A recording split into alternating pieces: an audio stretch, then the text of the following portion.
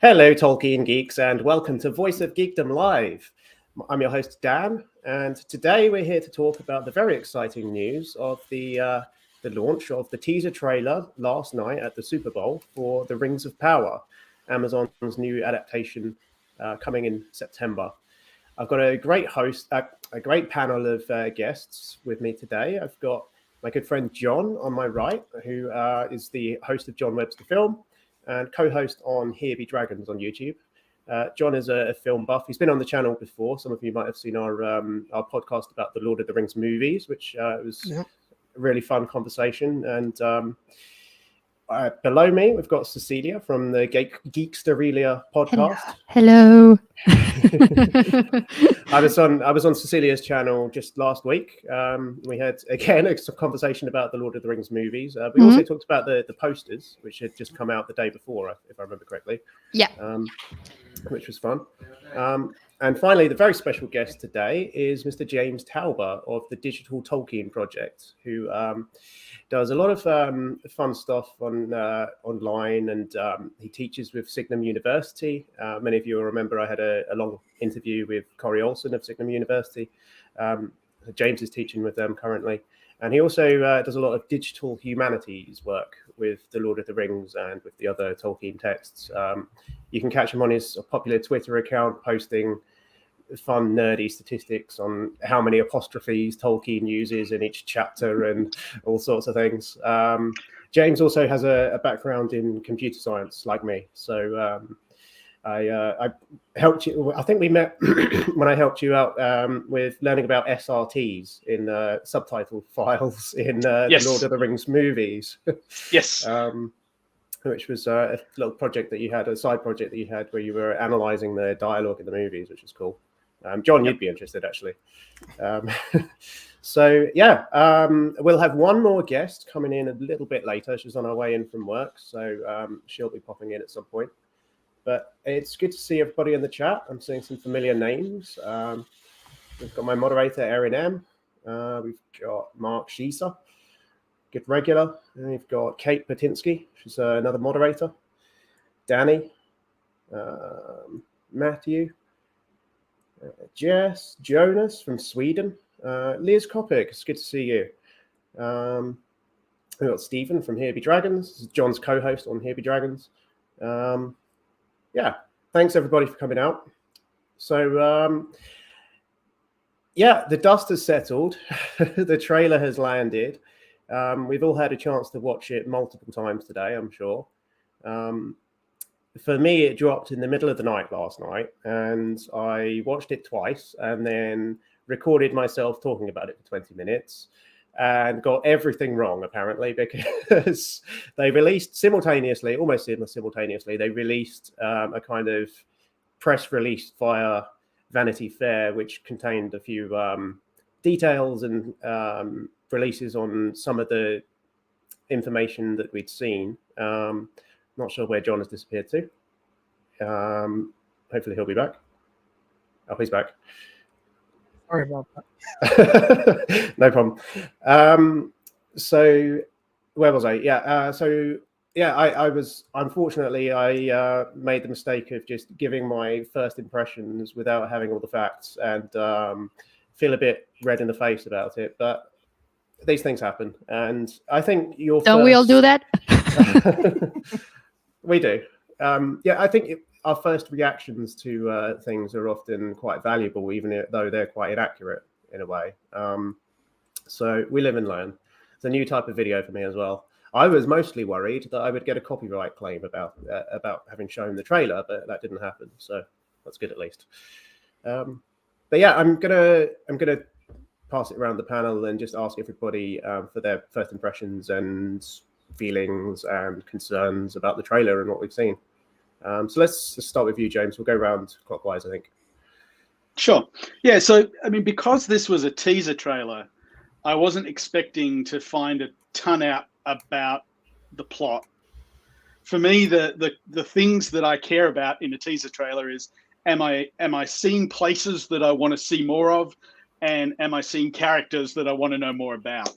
And I think on both of those points, it scored really well for me. You know, one of the things that's excited me about this is an excuse to dive into the lore and just read more stuff, regardless of what Amazon changes about it. I mean, I'm excited to see some things that I've never seen before, and I'm just excited to see some good television as well. And I like the trailer a lot. Good stuff. And Cecilia?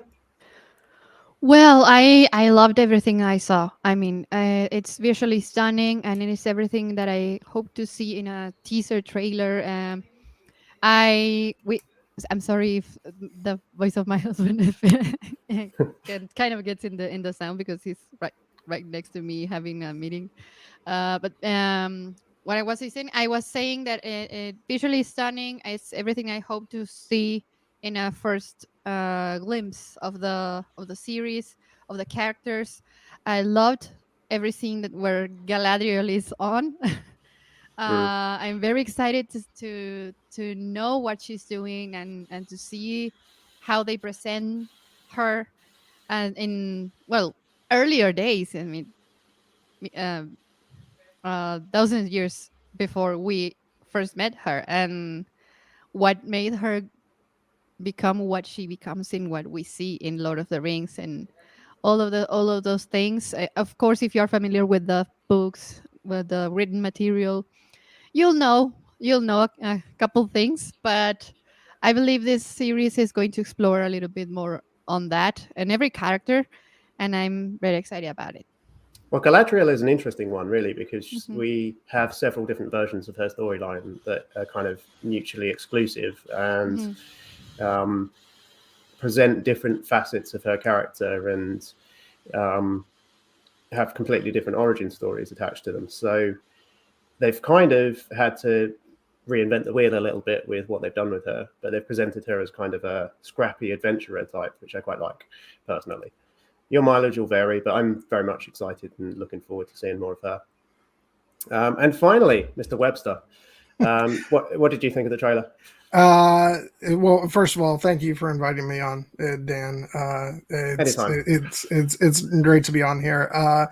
And I liked what I saw. I've been kind of what's the word I'm looking for? Cautiously optimistic about the series with everything I've heard about it leading, and we heard a lot of conflicting things. But I liked what I saw visually. I think it looks well. I think it looks like a very, epic scale story. And I was happy that again visually it looks more in sync with Peter Jackson's films than I expected it to be, and that makes me really happy since I'm such a huge fan of those films.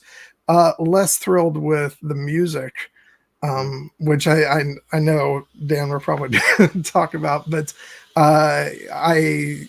one would expect to at least hear some like homages to Howard Shore's themes, maybe, and it sounded kind of like generic trailer music. So it was borderline almost dubstep. It sounded like or something. It's just, but that's not atypical though for teaser trailers. I mean, I remember even in the original Lord of the Rings, like they used music from Inception for one of the teaser trailers for Return of the King or something. Like it's not uncommon to have music from elsewhere for a teaser trailer.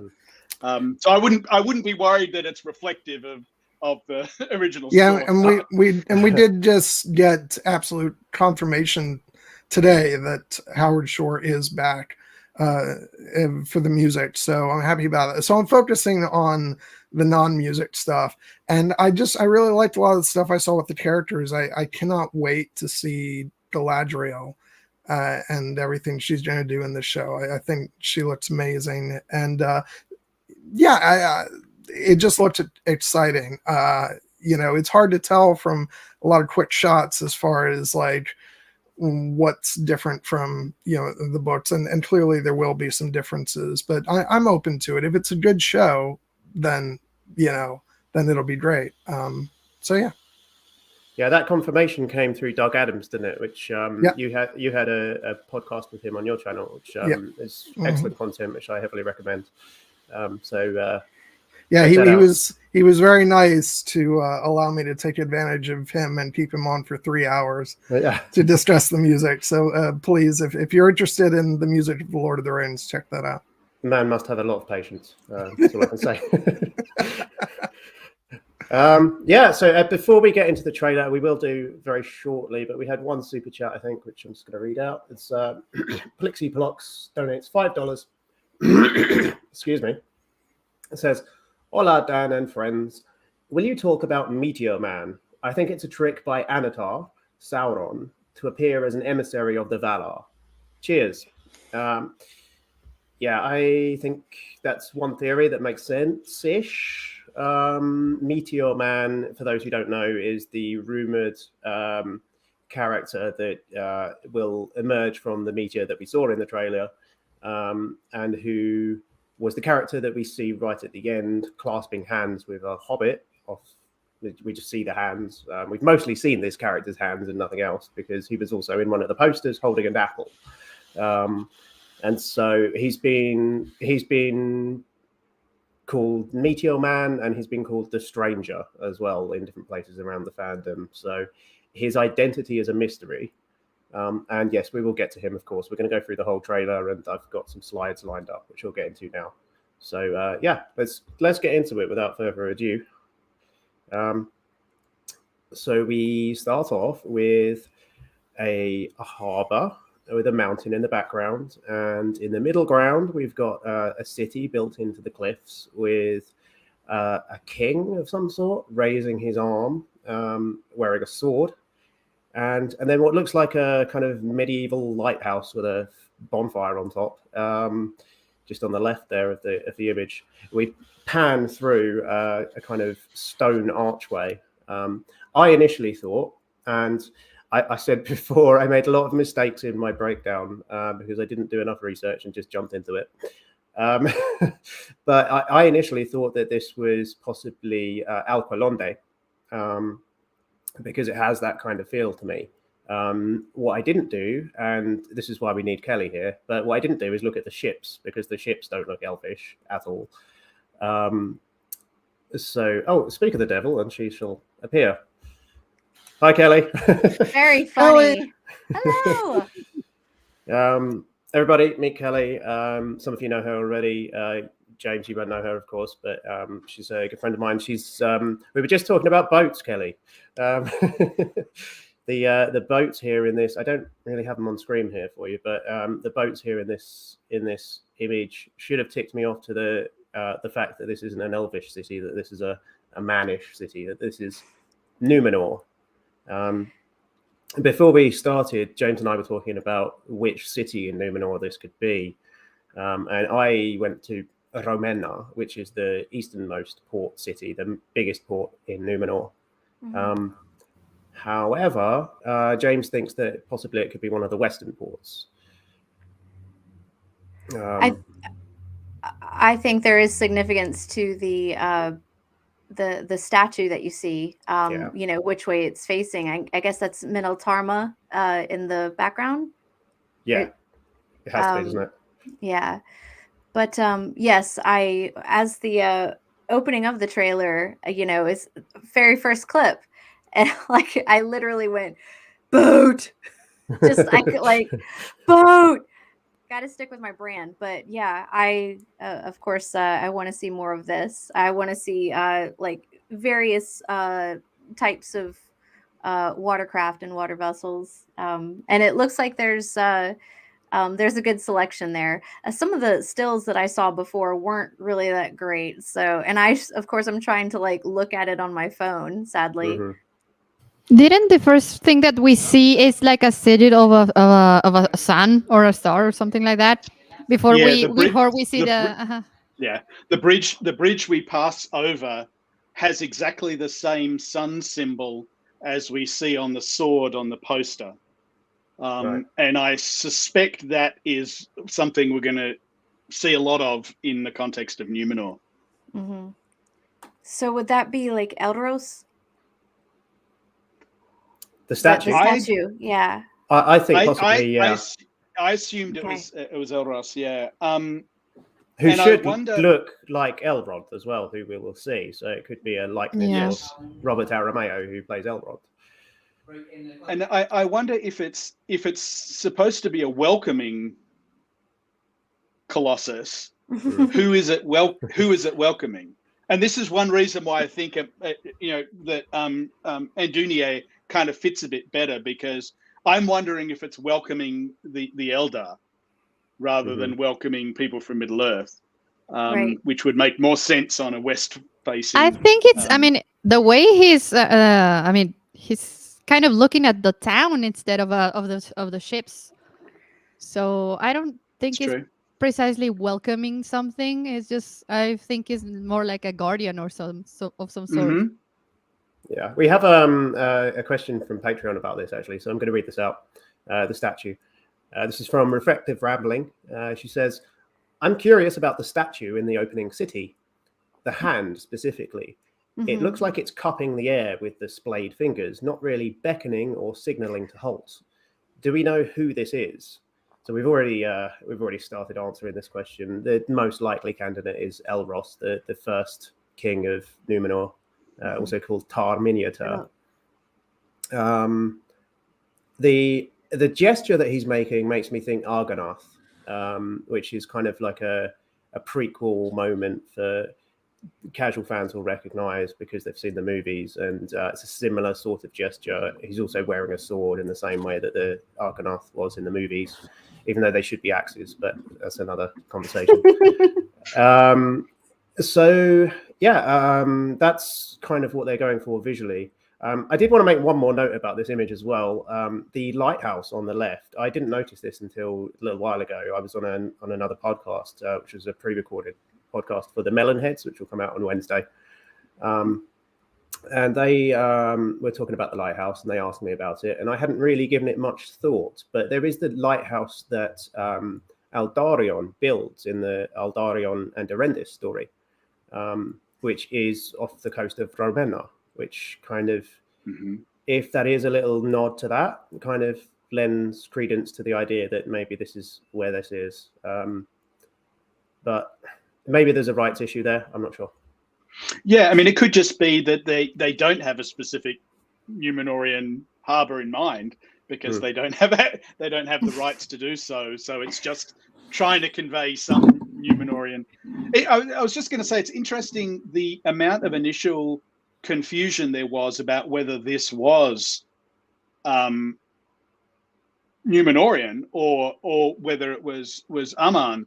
It says a lot about the extent to which the Numenorians presumably wanted to copy what was going on in Valinor, right? I mean, from the mountain itself to the sort of architectural style and everything. The other thing I was just going to point out, just on the boats, the large boat in the bottom right that you can see, I noticed is a blue and gold color, which reminded me immediately of the poster that's supposed to be of Pharazôn. And I'm wondering if that seems to be a sort of color associated with Numenor as well. So we have the sun and we have this blue and gold color scheme as well, that I'm wondering if that will, occur again and again in the context of Numenor. Yeah. Numenor, I kind of think of the Egyptian stylings that Tolkien always had in mind for. Some of his designs were quite wacky, actually, for the Numenorians. He had those the huge helmets, the kind of like feathers that point upwards, which I don't think they'll probably go with in this show. The blue is probably quite noticeable in a lot of the imagery that we've seen. And I didn't notice the sun when I did my breakdown last night at 2 a.m. Any other thoughts on this? Just anybody chime in. Again, like, I'm thrilled just by aesthetically the way, for me, this right off the bat reminded me of a lot of the stuff we saw in the Peter Jackson films with the architecture and the statue very much being reminiscent of the Argonath. And so, I mean, nothing else, this show is absolutely gorgeous. I wonder if we'll see bigatures being used, because I suspect this is all CG. Not sure, but yeah, no, it'd be nice. I know the thing that kept them from using bigatures in the Hobbit films was the fact that they were shooting in 3D, and so it wouldn't. You'd be able to tell that they were bigatures. So it'd be interesting to see if they do that. But now CG also has evolved to such a degree that they may just decide to do it all. Maybe they can. Maybe they can do something like what they are doing in Star Wars right now. I mean, so far as I know, that technology is only Star Wars related, or maybe on Disney. But maybe they can develop something like just in order to imitate some backgrounds and get take advantage of the light that back screen can actually give you. That's one of the greatest advantages of that technology, and maybe they can do something similar, or in order to save a few bucks or something. but yeah.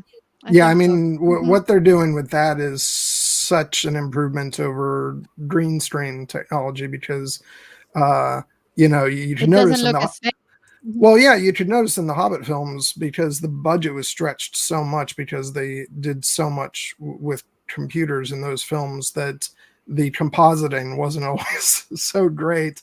And whereas with the technology they're using in Star Wars now, it's invisible. It looks absolutely incredible, just because they're actual projected backgrounds.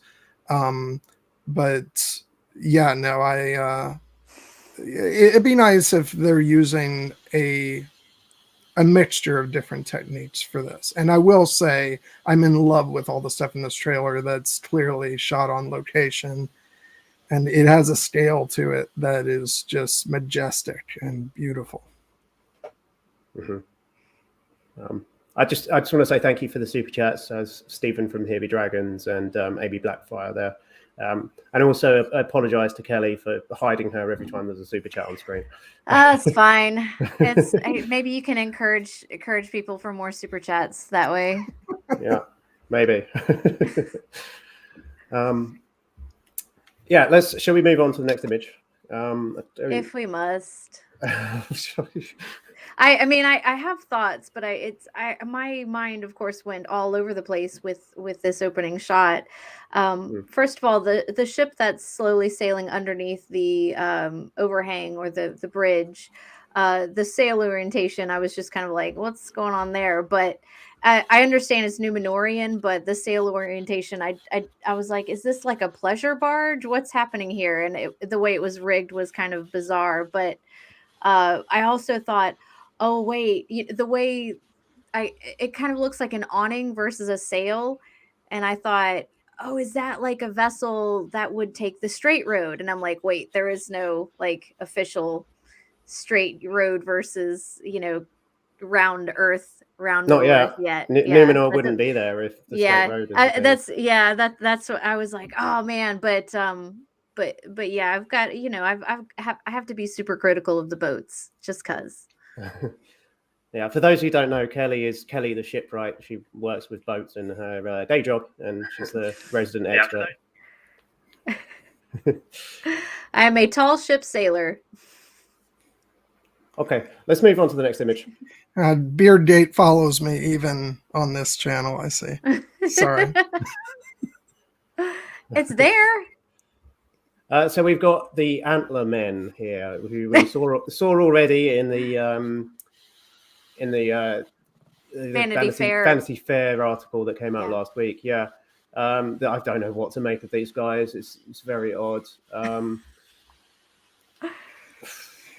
Are they hunting? Are they trying to lure the large moose? Like, it's a little maybe trying to intimidate something. Yeah, some sort of creature or. Well, it's funny. It's funny because when I saw the shot of them in the Vanity Fair photos, I was like, I don't know how I feel about that. That looks very odd. But then they had to go throw them in this beautiful New Zealand shot, and I'm like, okay, they're fine. I don't think these are going to be major characters. I don't suspect that they are. The only thing I have to say about them really is that they're clearly not friends of door frames. No. But the only other thing I'd add is I don't think you can see it in this trailer, but in the Vanity Fair article where you saw the behind the scenes shot of them being filmed, they seem to be wearing like a sheepskin clothes that resembled the Stranger, Meteor Man, or the apple holder, I'll at least say. Yeah, I did notice that too. So I'm wondering. Well, So I don't want to preempt Darren. Are you saying it could be some sort of cult or something? No. Based I wonder on if the Stranger turns up. I mean, we're going to see this in a moment. But if the Stranger turns up naked, which it seems like he does in the trailer, I'm wondering if he gets found by a group of people that dress like this is more what I'm thinking. I don't know. So in other words, the reason that the person holding the apple is wearing the clothes that he's wearing is not because of who he is, but rather who he was found by. Yeah, that's a good theory. Yeah, we'll find out. I'm not sure if I want to find out about the what the purpose of the antlers are. I kind of like the mystery of it more than I think I'm going to like the the answer. But John's dropped out. It's funny that the Vanity Fair article keeps saying articles keep saying things like these are minor characters. They're not going to be the focus of the storyline, and yet they keep showing them. I'm like, why do you keep showing them if they're minor characters that aren't part of the story? It's a distraction, like Legolas said. I think it's one of those like, okay, the journalists are like hounding our backs. All right, give them something. Give them like a random press release of like something that doesn't give away anything at all. See, now Steven gets what he wants. I'm on the bottom. John, do you need to restart your internet? Because you seem to. No, it's my computer was running hot because I was using the wrong browser. So I'm fine now. Okay, cool. All right. Yeah, I don't think there's too much more to say about these guys. Aaron says a diversion.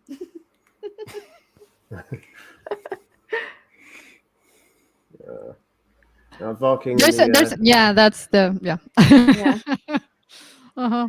Nomadic hunters. Yeah, that was what was said about them. So the antlers are to make them more hulking to intimidate certain creatures they don't want to fight. Yeah, I can buy that. Mm-hmm. Me too. Yeah, that's very very easy. Very easy to pin to that reason. I'll go with that definitely. Or just extra coat rack. It's fine. All right, let's move on. So we've got a Patreon question about the Harfoots. So I'm going to read this out. Okay, here we go. This is from Cloaked One. He says, I was wondering if you had any further insights on the Vanity Fair article, specifically this line: two lovable, curious Harfoots, played by Megan Richards and Markella Kavanagh, encounter a mysterious lost man whose origin promises to be one of the show's most enticing enigmas. Who do you think is the mysterious lost man? Is that Halbrand they're suggesting, or someone else entirely? So we're going to get on to the images of him a bit later. I'm curious about... Can I just say something about this character? And I presume that this is who is doing the narration. Yeah. When the narration started, I thought it was Morvid Clark. I thought it was Galadriel. And then she starts saying about there's a wider world out there, and I'm thinking that's not something Galadriel would say. Well, would she though? Because I mean, I now know it's not her, but my first thought was maybe this is Galadriel in Valinor. She was born in Valinor. I had the same. Except that there was a sort of naivety. Galadriel doesn't strike me, even coming to Middle Earth, as sort of naive about the wider world. I mean, maybe I'm wrong here, but I mean, it's a moot point given that I think we're pretty sure that it's this Harfoot speaking. What I think's interesting about that, though, is the fact that they chose a hobbit to give us the point of view. Like, it's much like Tolkien did in The Hobbit and then in Lord of the Rings. So often he chooses a hobbit as the point of view because it's something more relatable to the audience. And I thought it was interesting that the trailer chose to do the same thing, to introduce a hobbit that's talking about the wide world out there and things that, interesting things that need to be explored. So it's not putting us in the position of an elf or a dwarf or a Numenorian, but another one of the hobbits. I thought was an interesting choice of point of view for the trailer narration. I think it's really good to get a woman hobbit as well as a kind of core character as well. We've not really seen that on screen before, particularly in the books. So it really does make sense to anchor this preview with maybe not exactly a hobbit, but the sort of stand-ins for hobbits in this, because that's what the general public associates with Tolkien and the Lord of the Rings are hobbits. So I think it's a smart move to make people relate the previous movies with this material, this new material, because, well, for the wider audiences that are not very attentive of what they see, this is sort of like a familiar face that is going to say, oh, okay, I know this is Tolkien's work, this is Lord of the Rings related, even though you already have the name and some other similar visual cues. But seeing a hobbit is seeing a familiar face, really. Yeah, and especially ending it with that shot of, a larger hand, holding a smaller hand. That's just like, in case, like, the audience who's not familiar with Tolkien, in case they don't get it, like, that's what this is, and in case you still haven't gotten that this is connected to, Lord of the Rings. It's like, we're going to show you this physical representation of what you remember. But they're going to be very different hobbits. They're going to be proto-hobbits. So we'll explore that a little bit, which is curious. Tolkien never talked about what the hobbits were doing in the Second Age. They presumably were around. They seem to be an offshoot of men. But we don't know anything about them at this point in the history. So they kind of have to not have them interfere too directly in history, one would think, but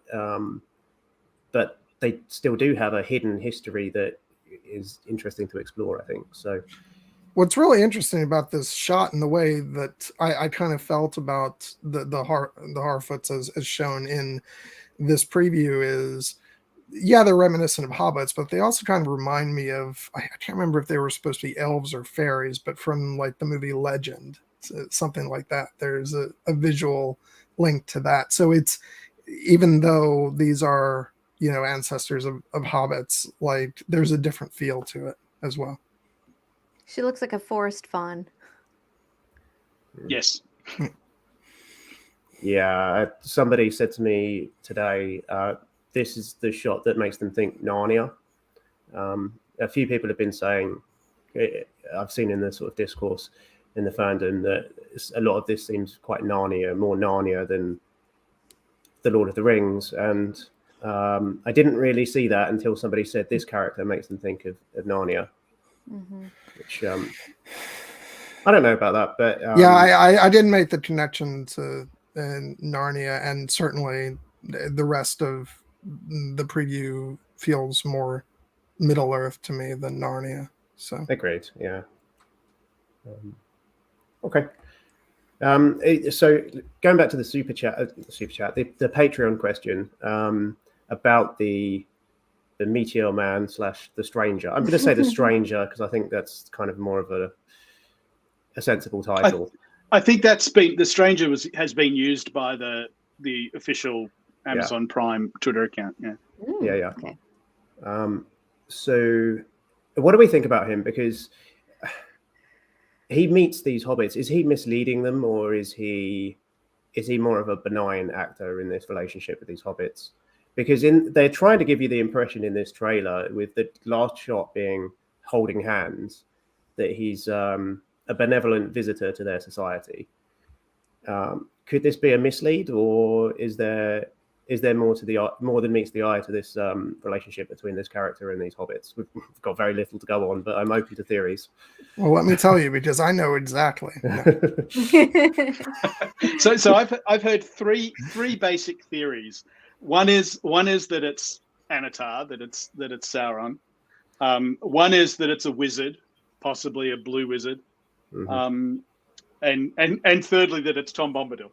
I don't think it's Tom Bombadil. If it's Tom Bombadil, it's not going to be a mystery for very long, is it? No, because he'll start singing about what Hey, Doll, Mary Doll. He's going to start singing about his clothing and its colouring in trochaic meter, and it's going to be. Well, that. Although that could be, if he does arrive naked, that's why he's so obsessed with what his clothes are like. Because he didn't have them when he first arrived. Steven, speak up. Naked too. Steven, speak up. Have you been cast as Tom Bombadil and you didn't tell us? Sorry. Poor Tom. Well, how they're going to deal with Anatar or Sauron is going to be interesting, because anyone who knows any of the Second Age material in the Silmarillion, or even in Council of Elrond in Lord of the Rings, is going to be on the lookout for attractive Sauron, and so attractive. I'm avoiding Marcel's sexy Sauron. I've said I want a sexy Sauron. Hashtag hot Sauron. I don't know how they're going to do that, because the moment somebody shows up that seems like a good guy, it's like, oh, he gives it away for the people that are familiar with the Second Age material. So I don't know if they're going to have to change that story a bit and make it a little bit more of a mystery for everyone. I want to be surprised, but I do too.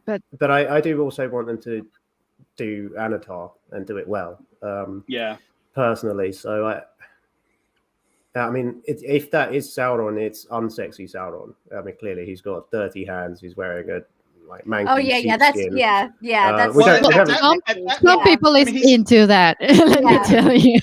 Let me tell you. Yeah. But you need to well, in order to be convincing as a I don't know how to say it, as a positive or maybe a naive or even harmless character, you need to portray him in a way that is not as menacing as I mean, they need to lead you to think that this person is vulnerable and is harmless, basically, and then they eventually start to reveal. They start to reveal some of the traits that are so like it's described in the Silmarillion, that he's a very, well, I wouldn't say charismatic, but I would say a manipulator. I mean, you need a charismatic person. You need to be a charismatic person in order to manipulate people. So maybe portraying him in a vulnerable way at first, and then eventually developing the character. Maybe that's the strategy that they're going on, and I lean to think that this is what we're going to see. Because he doesn't need to be Anatar until he gets to Eregion, right? I mean, we can establish this character for a while before he even gets to the Anatar stage. If it is Sauron at all, I mean, it could be a wizard or something else. Yeah, but I do think it would be interesting to play on audience expectations of like if you're presenting like a gentle sort of wizard-like character interacting with hobbits, it brings your mind immediately to Gandalf, and so to sort of set that up and then pull the rug out from under the audience. I mean, that may be the way to get even the book readers tricked. Like if they really portrayed it as being a wizard-like, And so we were all convinced, oh, it's one of the Blue Wizards or something like Right. that. And then it turns out to be Anatar. But yeah, that would be interesting. Would it be like Anatar or Marion? That was Sauron's first. Yeah, his first Maya name. Yeah. The process of, I guess, arriving in Middle Earth causes some kind of amnesia. I had read that as well. So he could actually, you know, not remember who he is and why he's there, and perhaps be influenced by the people around him, that he's there for their version of good and not his version of good. And then there's some kind of revelation where he actually remembers who and what he is. And that would make you feel empathy for him.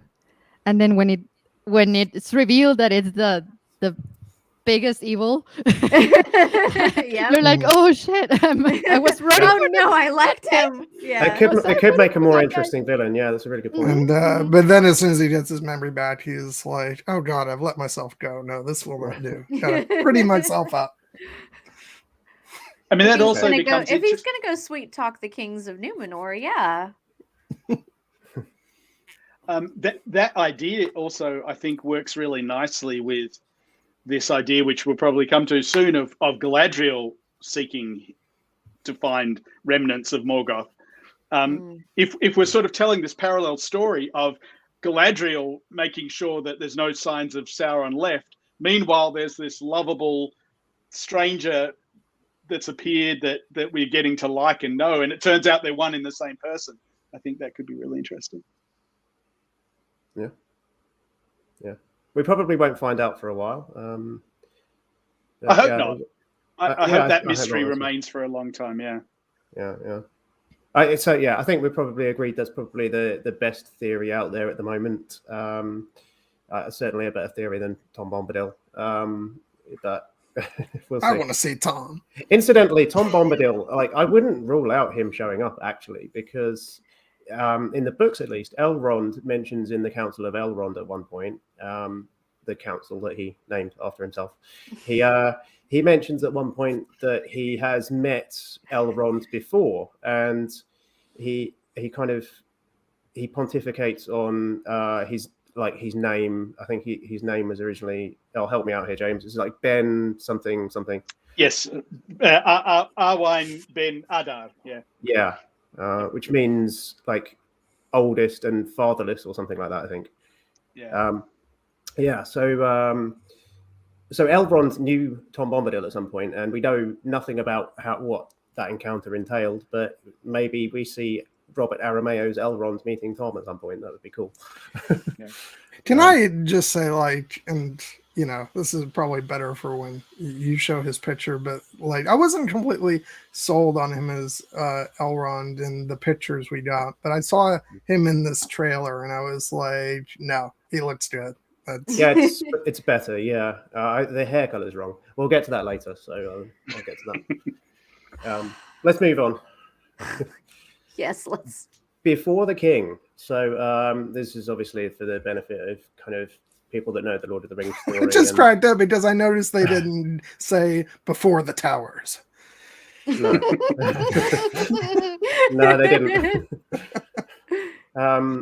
Yeah, I mean, we know which king that refers to, of course, but I mean, I don't think they mean Ayana or somebody. No, of course, it's Aragorn that they're referring to, and it's for the casual fan. But obviously, there were quite a few kings in between this period of history and the Lord of the Rings. Thorin?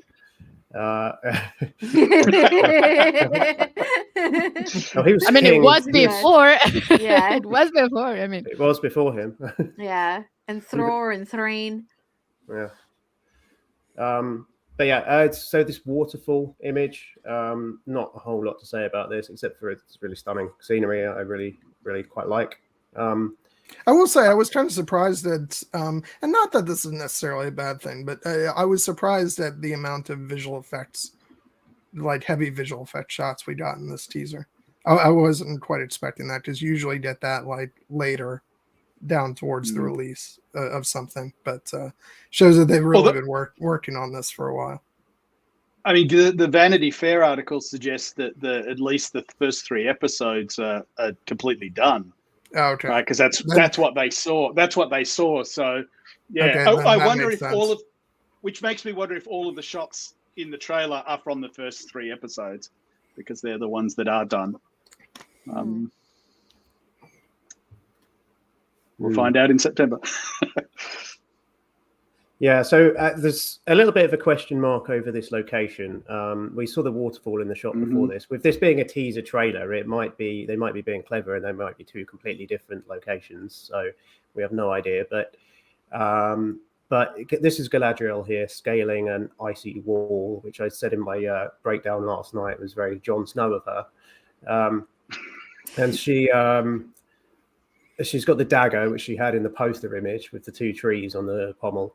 My first thought was Helcaraxe. No, I wasn't alone in that. But James, you've been tweeting about this actually, that Helcaraxe wasn't mentioned in the Lord of the Rings by name exactly. But it's mentioned in the Erendil the Mariner poem, the Bilbo poem.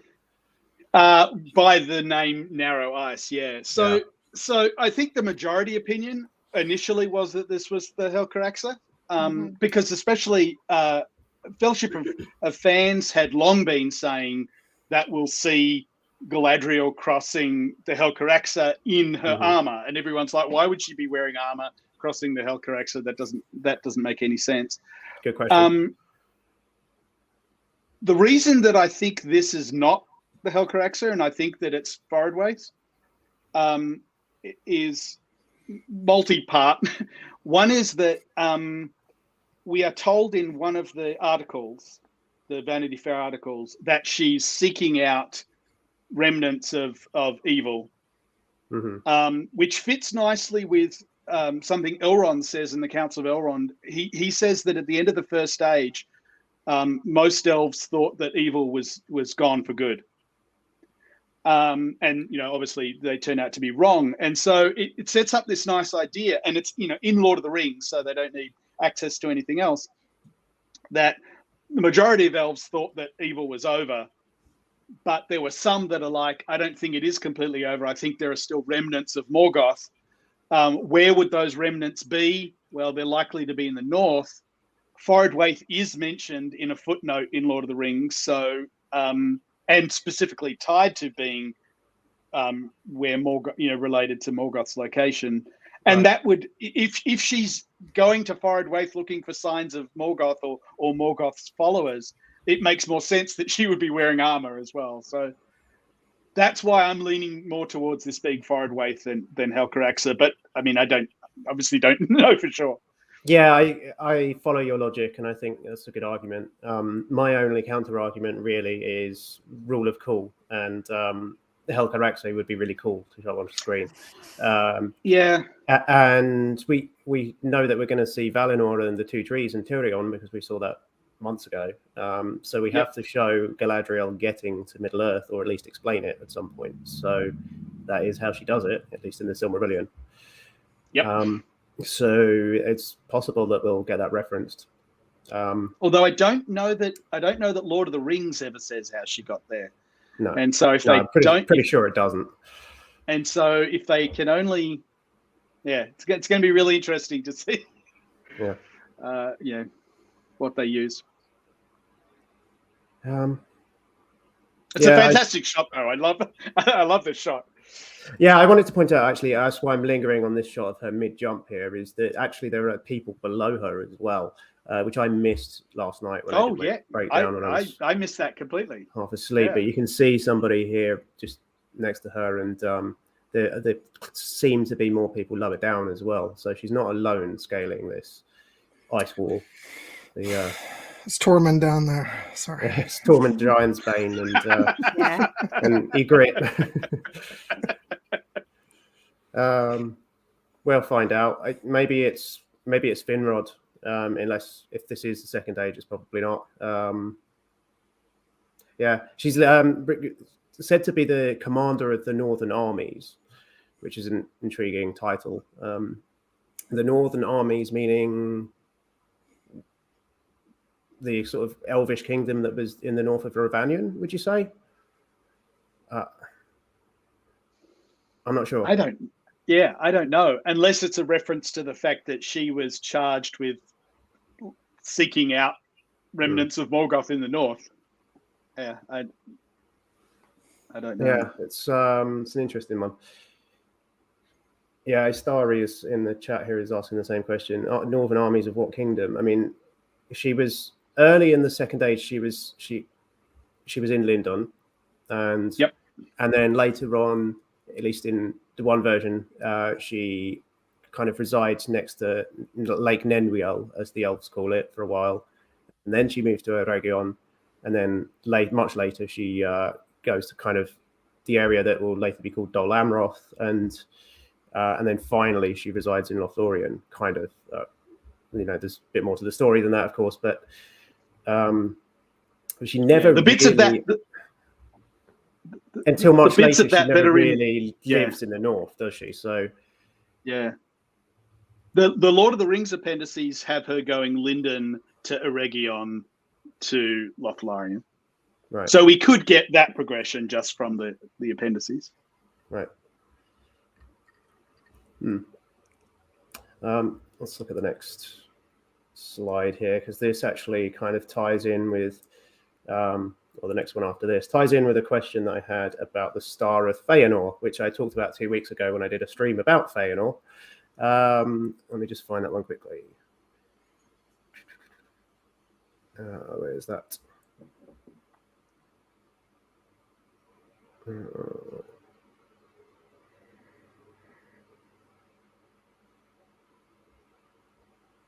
I don't seem to have that question in my notes there, so I guess maybe I didn't copy that one across. Apologies, but it's interesting that she's got the 8-pointed star on each shoulder there as well. The really noticeable thing is the knife, of course, which I've already mentioned, with the 2 trees on, which we've already seen. But we've been seeing 8-pointed stars everywhere, which is the emblem of the House of Feanor ordinarily. We see it on the doors of Durin in the Lord of the Rings, and it's referenced in the Lord of the Rings. But it's usually just of the House of Feanor, and Galadriel is the House of Finarfin, his half-brother. But we've been seeing this on Gil-galad as well. We've seen an 8-pointed star on him as well. So it seems to have been sort of co-opted by the costume department of the show to be a kind of emblem of the whole of the Noldor people. How do you guys feel about that, given Galadriel's feelings about? Yeah, it's a little weird, but yeah. But I understand, like, being of for her relation to him anyway. Well, if it is just an Noldorian symbol, then I think it's fine. Yeah. If it's ever portrayed as being a Feanorian symbol, then that's just wrong. Yeah. Being of Noldor, I can see that. Otherwise, it might be kind of a little, if she were to wear something else, or just not wear it, it might be seen as a little petty. You slew my kid, let me wear your star. Yes, Sean. On the other hand, they keep showing the dagger. Yeah, they do. And then we see it on the posters. We see it here, and we saw it on some of the first pictures that were released on Vanity Fair as well. So yeah, I think I don't know. Well, it's evident that it's going to be something important, but and maybe it's just in order to us to identify the character that we previously saw on the posters. Maybe that's the whole reason behind it. But yeah, it feels. I'm curious about it. I've just seen we've got 137 people watching, which is crazy numbers. It's smashed the record. So it's good to see this has been a popular stream. Hey, that doesn't make me nervous at all. Sorry, John. It's obviously there's a lot of interest in this trailer at the moment, and it's really good to see a lot of people showing up for this. Yeah. Anything else that we want to add about this image of Galadriel? It's one comment that I've seen about this is that it's a bit video gamey, and it is a bit kind of like Assassin's Creed Galadriel, which people will make jokes, but it's just one shot out of a trailer which will be in an extended sequence where she's climbing this wall. I think the weakness of this trailer overall is how like snappy it is and how they've tried to include as many different cool stuff as possible. Yeah, I mean, the editing leaves a lot to be desired on the trailer in general. They call it a teaser, but really it's a TV spot is what it is, and it's very quick, and so I'm trying to like stuff like this, which does look a bit like heavy on the CG. I'm just, I'm being open-minded until we get like a longer trailer and we can see more of it. Are they trying to get people's attention during the Super Bowl while they're maybe going for a beer onto the fridge or something? So that's why the trailer is in the style that it is. Any more thoughts on the costuming here, anybody? I like the chainmail look because this is something that Tolkien adaptations get wrong quite a lot, is too much plate mail, and we have seen quite a bit of plate mail already. But I like that there's chainmail here. It looks very kind of like elvish, fine make as well. The gauntlets seem not very appropriate for scaling. That's exactly what I want. I'm just like this upsets me. I'm cold just by looking at her. I mean, I'm cold-handed. I'm a cold-handed woman. I'm a cold-handed person, and I just can't imagine how it will feel to be on that height with those armor kind of gloves or something. I don't know. It just gives me the chills just by looking at her. That's excessive. Yeah. Seems like wearing the gauntlets would make. I get that you're a magical being. But come on. Seems like it would make. Seems like it would make what she's doing that much more difficult. Yes. Yeah. And someone in the comments said that maybe she can use her hair as a lamp or something. So yeah, I mean, I don't know. Well, I'm not. I mean, I love Tolkien. I love the whole thing, the whole lore. But I'm not probably as well versed as you guys are.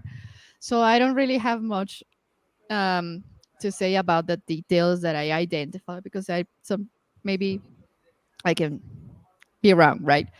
But the impression that I get from here is that, well, they are trying to tell us that Galadriel is not just some magical being that became powerful just because she was an elf.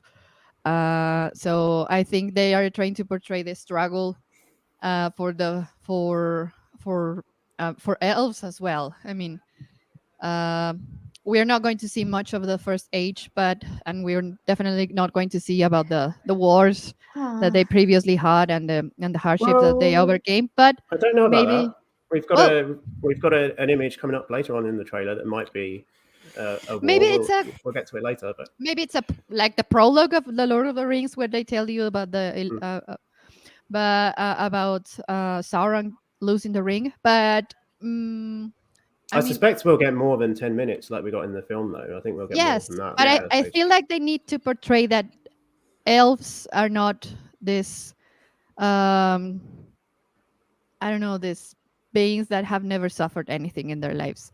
They have gone through a lot, and I think that this is what they're trying to show us with those images of Galadriel. Okay, I want to do one thing and then maybe move on. If you're listening to this and you're typing in the chat, type in whether you think this is Forodwaith or the Helcaraxe. Just one word. I do want to say, like, practicality aside, I really do like the look and what I've seen in the promotional photos. It's a different side to Galadriel, and I know not everybody's thrilled about that, but I like it, and and combined with the fact that I'm really looking forward to seeing her performance.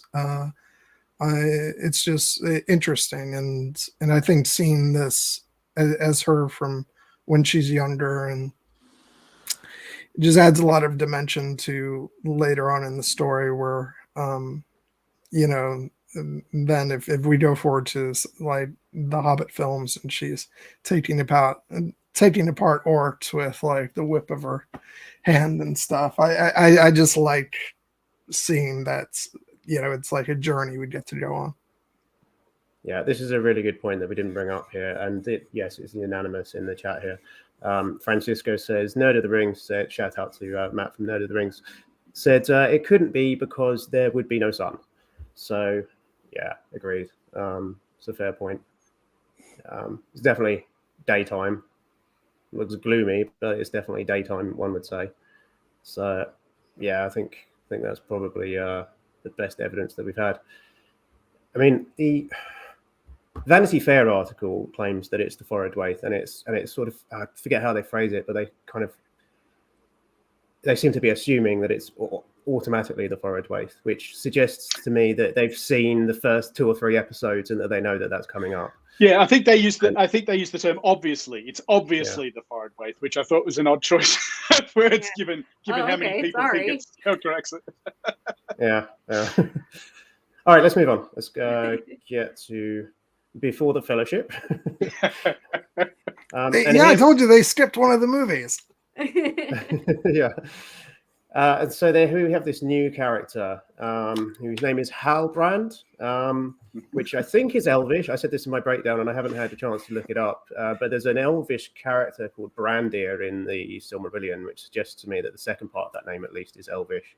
And of course, in the Silmarillion, we've got the House of Haleth as well, who half of the members of that house prefix their names with Hal. I always like that her dad is called Haldad. Aaron called the guy in the promotional photos the guy wearing a t-shirt. I swear he was wearing a t-shirt too. I was like, is this like a sound guy? What's he doing? This image is like mid flash of lightning, which actually showed more of the details than some of the other stills that I was able to pull. So that's why I chose this one. We've got a question about this from Patreon. I'm pretty sure that I've got this in my document here.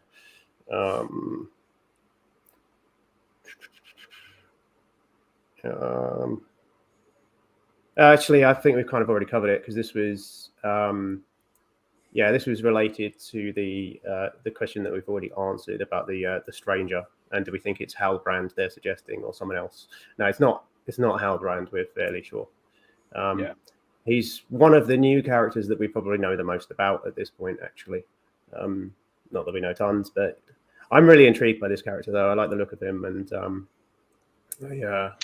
I'm interested in his relationship with Galadriel, although I'm interested in the details of that because there's another shot coming up, which we'll get to, where he seems to have just dragged her out of the water, and then he checks her ears. He lifts up her fringe, her hair, and her tresses, as Tolkien would say, and checks her ear, which suggests kind of maybe some kind of Númenórean xenophobia towards the elves, where he's checking whether she's an elf because she's not supposed to be there. Any thoughts on that? Well, so one of the interesting things is the poster for Halbrand is very different than anything else we've seen of Halbrand. The poster of Halbrand is the scale mail horse sword carrying poster. Which, some people were speculating was sort of an early Rohirric reference, but I think it's more likely to be Númenórean cavalry. So do I now. So if Halbrand is Númenórean cavalry, how did he go from Númenórean cavalry to shipwreck? And I think the Vanity Fair article describes him as running away from his past. I'm almost wondering if he's escaped from Númenor because he doesn't like something that's going on in Númenor, and this is his attempt to get to Middle Earth or something.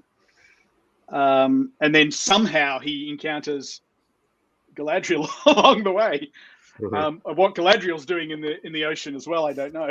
is another question. For those two characters to meet like that, it has the feeling of kind of like things happening because they're supposed to happen that way, because Eru Iluvatar willed them to. If you know what I mean, it seems like one of those chance meetings, if chance you call it, kind of things, which I like. Although, does this looks like, and I need the ship experts here. This looks like it's part of a ship that's been wrecked. Like there's been a ship has broken apart on the open seas, and Halbrand is riding a bit of flotsam. I completely agree. Hi, Flixie yeah. I do think that it is part of a ship that broke apart. Yeah, I have no, as far as like context, what the heck is he doing? What the heck is Galadriel doing? Why was she, where, how far off land was she? Why was she out there? So I cannot wait to get these questions answered. Unless they were both on the ship. I mean, one possibility is they were both on the ship. Okay. That would make sense. Mm-hmm. He seems to have a kind of like chest there. Yeah. Hopefully he's got all of his worldly belongings Better be nailed down. Yeah. Yeah. If he is trying to escape Numenor, it's clearly not going very well. He didn't pack well. No. Yeah. Yeah.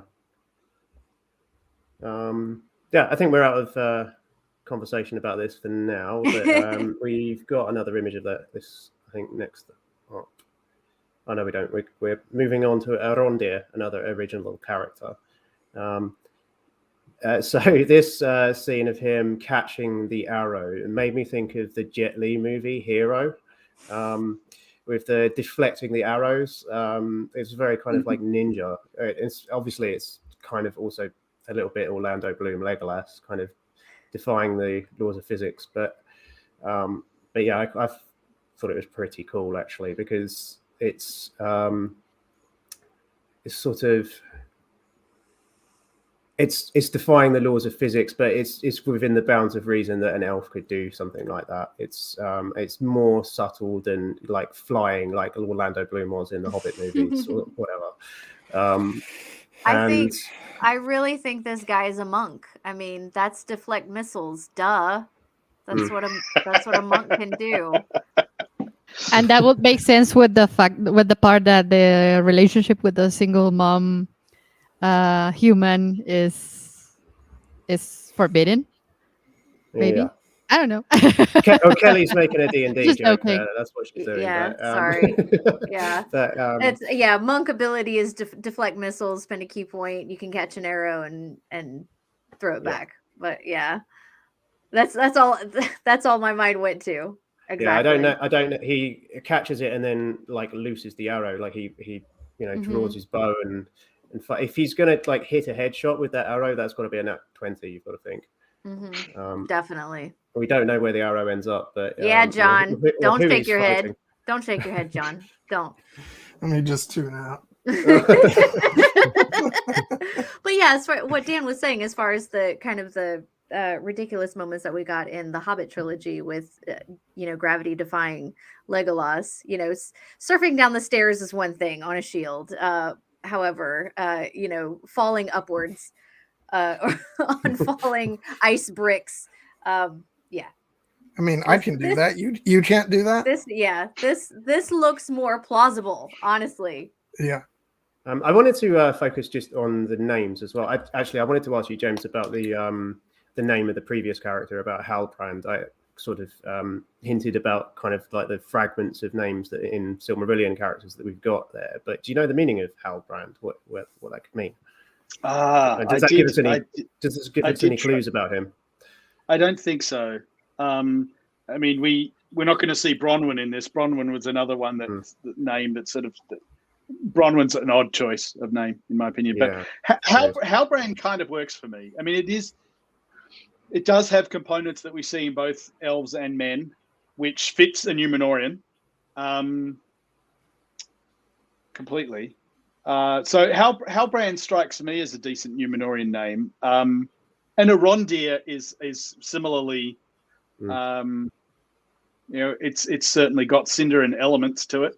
as well. So Auron, I took it to be from the root for the word tree, and deer being just like a masculine suffix. For a name, the deer's a basically. masculine suffix. Yeah. Which works nicely for a Sylvan elf.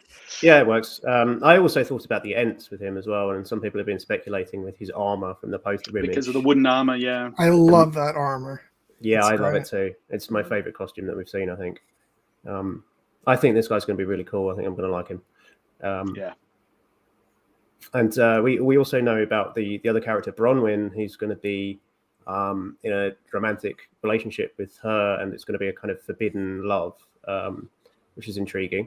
Some people have complained that this is contrary to kind of established law, with unions of elves and men being very rare. My thoughts on that are that it could be that there were other unions between elves and men that weren't recorded in the histories, that don't know that. So I don't know. The other interesting thing about them as well was in the Vanity Fair article last week, the caption to the image of these two characters was it was in a village called Tir Harad, which is suggestive of Harad, which is south in Sindarin, and the Haradrim being the Southrons from the Lord of the Rings, the guys with the giant elephants. And the first element of that being Tir, which is a verb meaning to guard or to watch, which we see in Minas Tirith and Tirion and Palantir and various other words. So the name suggests to me that it could be like a border territory that's been set up to watch over the borders between Harad and whoever's above Harad at this point in history, at Numenorian colonists, maybe. Yep. Any thoughts on any of that? Yeah, I mean, I agree. You've said everything that I think about that. I mean, it's effectively sort of the South Watch. That just means it's on the south of the territory. It doesn't necessarily mean that it is in or near Harad. It could be the south of something that's much further north, I guess. But I suspect that it is probably towards the south. And in fact, there may have even been a reference to it being in the south. I think there was, article. They also mentioned the Southlands in one of the other captions, I believe. Yes, I think you're right. Which isn't a term that's used very often by Tolkien, but it suggests to me that it is Harad. Does suggest again. Harad, yeah. Yep. Yeah. So that'll be cool. Speculation about Harad. It could be that we see a Nazgul origin story take place in Harad. We know that Tolkien suggests that 3 of the Nazgul were Numenorians, and that one of them for a fact was an Easterling, Kamul. So that leaves various other regions of the map to be explored with different origin stories for different Nazgul. Possibly because one of the press happening here. Yeah, a press release or I think it was a press release from Amazon rather than a Vanity Fair article, explicitly says we're going to find out what happened to all of the rings. I don't know if they were just being hyperbolic, but it will be interesting if we do actually discover what happened to all 16. That'll be a lot of fun. Yeah, I mean, I suspect some of them will be in more detail than others, but yeah, sure. I don't think we'll get backstories of all the dwarven rings, for instance. But speaking of dwarves, I think we've got more Arondir here. Before the ring, just before the ring, depending on how they're compressing the timeline. Yeah. Actually, with this being the last caption about this being a prequel, essentially, which is the message here, maybe this is a good time to ask another question from Patreon about this. With the news of the compressed timeline, how does this shift how you're planning to approach this viewing experience? Does it shift your expectations? What core themes are you most excited for or hope they retain? This is from Reflective Rambling again.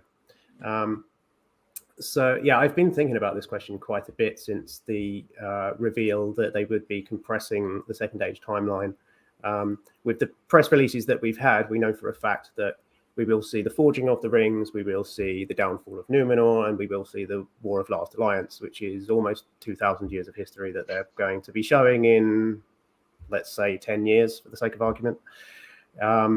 Maybe longer, but it's I have some reservations about that, but I'm also willing to give them some rope to see what they do with it. As far as what themes do I hope to see them preserving in the story that they're telling, one of the really important things about the Second Age is the theme of mortality within the realm of Numenor, and how men are fearful of their own mortality and jealous of the immortality of the elves. And that is easier to show if you do have multiple generations of men, I would argue. And you were mentioning previously when they reveal the pointy ears of Galadriel, and being done in a rather aggressive way or something. And you mentioned that there may be some kind of racism or some Xenophobia. xenophobia there, and it makes sense because it actually well, you actually see Sauron placing this conflict, this seed of conflict between elves and men. So I think maybe it's a tiny little glimpse. I think it's very early in the story to talk about it. I mean, from what we see in the trailer, but maybe it's a glimpse of what may happen in the future, that men get jealous because they are mortal and elves get eternal life. Maybe, I don't know. I mean, it was always going to be a challenge for them because of, I mean, for two reasons. One is there's just huge gaps in the timeline as well, right? It's sort of, nothing happens for 1,000 years, and then you get the Eregion story. Then nothing happens for another 1,000 years, and then you get the Numenor story. You get sort of lists of kings, but a lot of them are just two sentences written about them. Exactly. They changed the Ascension laws to allow a female queen, and so that sort of stuff happens in that period. Well, of course, of time. that's actually part of quite an important storyline, actually. But no, it is. But what I'm saying is that's the only bit you get from that time period. And so, faced with that, if you wanted to stick to that timeline, they really had three choices, I think. One was to jump to say, we're going to set season 1 in Eregion in 1500, and then we're going to set season 2, 500 years later or whatever. Option 2 would be that you tell parallel stories, which was actually what I was sort of hoping maybe for. And then the third one, which it turns out they've gone with, which is to compress the timelines. I agree. The main thing we lose from that is just this sense of the difference in lifespan between men and elves. I don't know how they'll really drive that home with the compression. And we're not going to see the gradual decline of Numenor, right? Like Numenor, as described in the books, sort of has, it says the first half of the Second Age was great for Numenor, and then the second half went downhill. And so it's this sort of millennium-long decline in Numenor that's going to have to be compressed into, at most, a generation. I mean, it sounds like we're going to get Pharazôn before he's king. And so we're possibly going, we're going to start off, maybe it's Tar Palantir. I don't know who's going to be ruling Numenor when the show starts. But we're presumably going to see the decline of Numenor told in a single generation. So that's that and the mortality question are the two things that I do think we lose. Although I understand from a storytelling point of view why they had to do something. Yeah, I feel like that was probably one of the easiest decisions from a dramatic storytelling perspective. I completely get why they would do that. At the same time, I'm bummed because aside from all the things about showing like the decline of Numenor, the difference between elves and men with the lifespans, part of what makes Tolkien so phenomenal is the incredible depth to the history and the story, and by compressing so many large events, you lose some of that. I think one of my least favorite changes, ironically, in the Hobbit films was not even like narrative changes, but the change they made to Mirkwood and how it changed from being the Greenwood to Mirkwood within the span of the films. Because I always think it's one thing to make, I understand narrative choices, like for the sake of dramatic storytelling, but when it comes to Tolkien, I really do like to keep the history intact, as much as possible. But I get it, it's understandable. So I might be a little grumpy about it, but I'm going in, with just letting them tell the story, and then I'll decide how I feel about it. Before I go, I do have to go. I would like to add to that what John said about history and looking back at what everything Tolkien wrote, and you have these historical events, these major events that kind of affect usually a few characters by name are mentioned, but there are so many other stories that can be told to fill in those gaps. And one thing that I do not envy are the screenwriters and the script writers that have to make elves relatable to us mortals, and dealing with the timeline thing. That sounds, because we have to be able to relate to these characters, and the way we relate to a lot of fictional characters that we see on screen is that we can relate to the short time span that we are alive on this earth. So when it comes to immortal characters, the passage of time and how that relates to our lives is going to be very difficult to portray. But I'm very excited to see how they do it. With that said, I do have to go. Sorry, I have to play D&D. Of course. You all have fun. All right. I know, John, I know how you are. All right. So behave yourself. All right. Will do. Thanks, Kelly. Take care. All right. Bye, Good night, guys. Good night. So let's move on to the next image, I think. So here we've got the Meteor, which, again, we've already talked about this, the Meteor Man who is going to emerge from the meteor. I still can't get Meteor Man out of my head. It sounds like a superhero. I love it. I wonder who's going to be observing this. Like, is this going to be something that's going to be seen from a distance? Because we know he's going to meet the hobbits, this guy, the Harfoots, I should say. But do we think that this is going to be a celestial event that will be seen for miles around that other races will observe?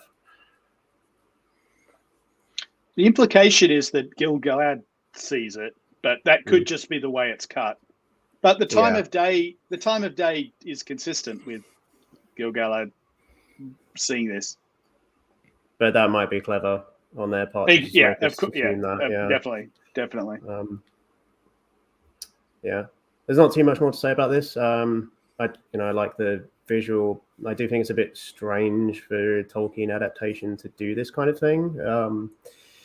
The only mention of a meteor anywhere in the Legendarium that I'm aware of is the meteor in the Silmarillion story from Eöl, who crafts various items of armor and crafts weapons out of metallic ore that he extracts from a meteor. And he creates an alloy called Galvorn, which creates these black swords and suits of armor. In the poster images, we do see black stuff. There's a black sword which looks more like obsidian or stone or something that something non-metallic in the strictest sense than something that I would imagine from Eöl's story. But it shows that meteors exist in Middle Earth, I suppose. Whoever this character is, he has to be somebody with superhuman powers. This has to be somebody with more than earthly constitution. Like it can't be an elf or a man. It has to be somebody powerful. yeah, I don't have too much more to say about this unless anybody's got any more comments on the Meteor. We'll move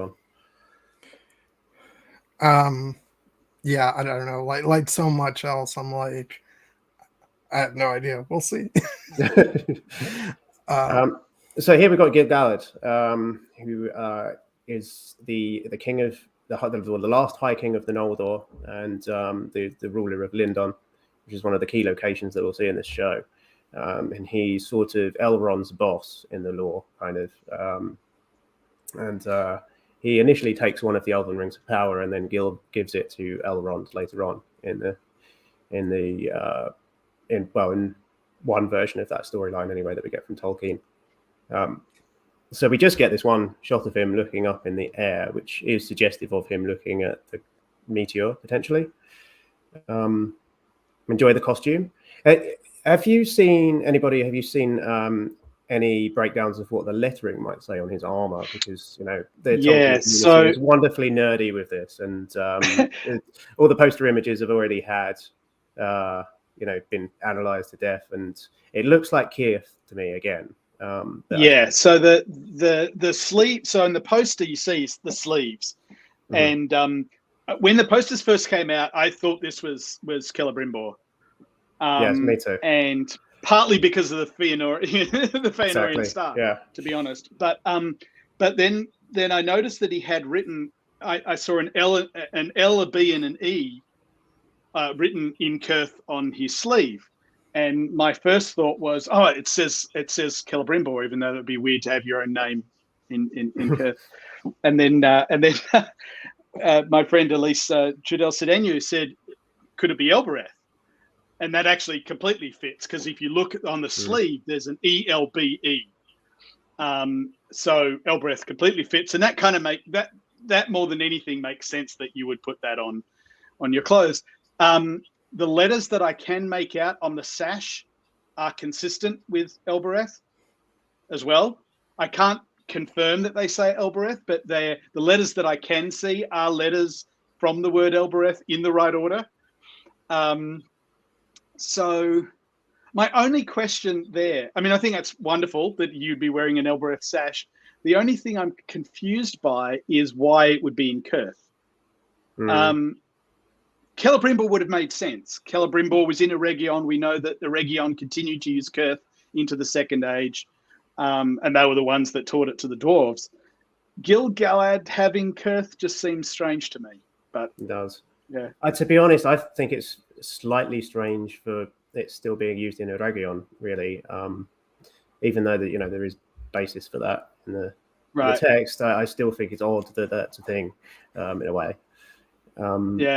It's possible the costume designers just liked it and liked the look of it and wanted to go with that design, and that there wasn't more thought that went into it than that. But the only other thing I thought of is maybe it was a present from Thingol in the First Age or something. I don't know. There's some reason why he'd have Kurth written on it. But he's just got Dairon to embroider it, and he was like, "Well, I'm going to use my alphabet." Right, exactly. The thing I love about this his look at Dodalet is we only get just a glimpse of him in the prologue of Fellowship of the Ring. And the appearance they've gone for the character in this looks rather like his very brief appearance in that prologue. So, and the fact that we don't see that much of him, so I immediately drew a connection, whereas some of the other characters, they've gone with a kind of a different look. So it evokes those images of him early in that film. And so immediately I was like, oh, cool, we're going to see this guy. And I love the costuming. And people made comments about the male elves having short hair. He doesn't, so there you go. The costuming looks like it's got more silver in it than the one that we saw in the poster, which I like. I thought it was slightly odd that it was mostly gold in the poster image that we saw. It's hard to say in this lighting, but it looks like there's more silver there, which is more Gil-galad to me. We have a YouTuber group, all the Tolkien channels, and we've been calling him Gold Galad. since last week, because he was just all in gold and decked out in gold with lots of rings and lots of bling. So which is another reason why I thought Celebrimbor, because of all the bling that he had. Yeah, I'm looking forward to seeing more of this character. There's 2 characters that we saw in this trailer that I was hoping to see. This is the first of them, and we just got one shot of both of them. And there's another character that I want to talk about well, I'll talk about him, Celebrimbor. We haven't seen anything of Celebrimbor in this trailer, and he's, I think, one of the most interesting characters in the Second Age. So I'm a little disappointed not to see that. But it was very short, Dan. I know, it was a minute long, yeah. I'm sure we'll see some stuff later on. I mean, I could have lived with less hobbits. I'm just saying. I understand why they made that choice for the audience, but yeah. I mean, they showed this during the Super Bowl. This wasn't clearly aimed at just the geeks. No. So it was also aimed at the jocks. All right. So we're about an hour and a half in, probably about roughly halfway through the trailer. I want to do a little bit of a mid-roll. I plan to do one after an hour, but we'll do one now and just talk about ourselves for a moment, and just talk about what you guys are up to and where people can find you and that sort of thing. So it's easiest to just move downwards. So I'll start with you, James. Where can people find you, and what are you working on in your sort of Tolkien online world? Oh, you're on mute. This is not the time to mute, James. I was going to say it.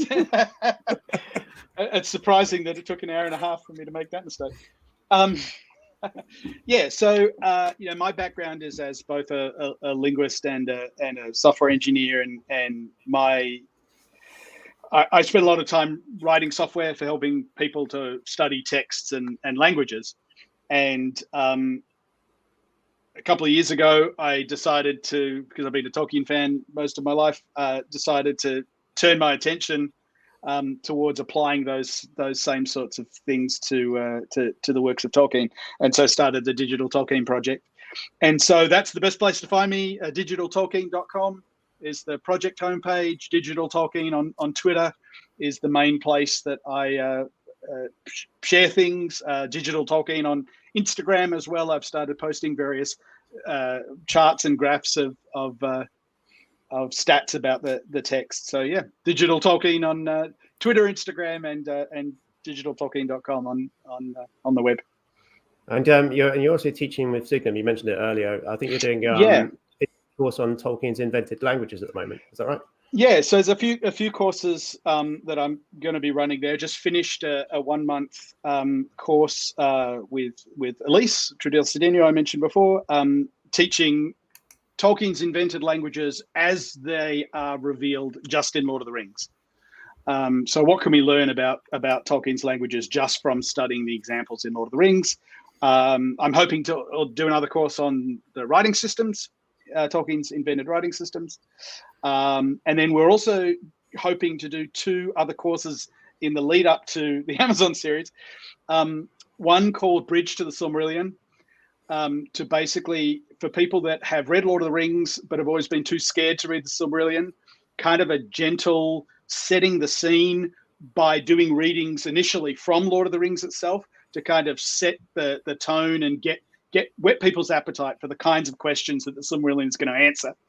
And then with another one focused on the Second Age, and sort of a book club where we'll read, Lord of the Rings appendices, we'll read Silmarillion, the Calibeth and of the Rings of Power from the Silmarillion, and then we'll read the relevant chapters in Unfinished Tales. So yeah, a lot of fun stuff happening at Signum as well. Good stuff. All right. So we're going to go clockwise now. So I'll go to you next, Cecilia. What have you got coming up on your channel and on your podcast, I should say? Well, this Friday is a Spanish episode, a Spanish spoken episode. So I'm planning. I haven't confirmed it yet, but I planned to do it on the perks of being a wallflower movie, and also touching a little bit of the novel itself. But my next English spoken episode will be with the gentleman on my well, it would be my left. Well, on the left screen. of you on the screen, yes. Yeah, my left. And we will be discussing Pride and Prejudice and the movie, of course, because we can't The superior Jennifer Ely BBC adaptation, of course. no, Thank because you, thank you, it's Dan. So, John. no, It's good John on you, Dan. Wester. Well done, Dan. my James, you got me. my guess is going to be John. I mean, of course, we have to talk about Kira. Right. Yeah, even here, I found a way to work in my crush on Keira Knightley. So sorry, Dan. So yeah, that's pretty much the plan for the next 2 weeks, and you're welcome to watch the episode where we discuss the Lord of the Rings movies with Dan, of course. Yeah, that's in And the description. yes, and I have a few other episodes in English, so if you want to check them out, please go to my channel and welcome. I'm pretty sure I do have some Spanish speaking viewers as well. So hopefully oh yes, people will find if you speak Spanish or are just curious to learn or get used to the sound of it, you may listen to my podcast. I have a lot of topics I have spoken about. I mean, I have about 64 episodes in there, and one of the Spanish spoken episodes of Lord of the Rings, I am getting it subtitled as right now, so it will be the first episode that it will be subtitled to English. So, and as soon as it's ready, then I'll let you know. That's it. And John, I'm happy to have the support. Thank you. Yeah. Oh God, this is intimidating. There's so many people watching. No, I am the host of a channel called John Webster Film, where I talk about movies, which is, of course, my passion. I basically have guests on, different guests on each week. Usually, one of my wonderful friends. We just did a discussion of the movie Stardust, which I had with my friends Aaron and Alicia Kingston. So please go check that out. And if you've never been to the channel before, go check out the backlog of videos. There's a lot of great stuff. We did some massive Lord of the Rings discussions that ran for about somewhere between 3 to 5 hours each. And I also, as I mentioned earlier, had a discussion around that time with Mr. Doug Adams about his book, The Music of the Lord of the Rings films, which, and if I can't brag about it here, what am I even doing? It was retweeted by Sir Ian McKellen himself. So so that was fun. So please check that out. It's a wonderful video. It's one of my favorites that I've ever done. Yeah, and also I'm a co-host on Here Be Dragons, which airs the Sundays at 6 p.m. Eastern. And I think this next week we're going to be talking about the Book of Boba Fett. So please check that out. Fantastic. All right. As for me, I'll have a video out this week on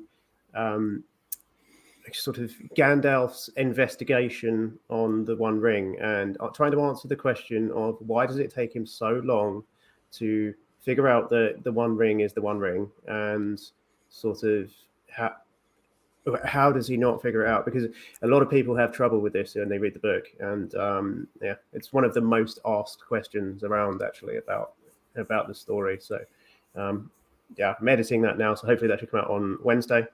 I've also just recorded a podcast with the Philosopher's Games, who's been on the channel before for a live stream. We're talking about Elrond, so very topical at the moment. Just gotten up to the end of the Second Age, so I need to record a second part with him, but that will come out on Friday. And after that, I'm not too sure.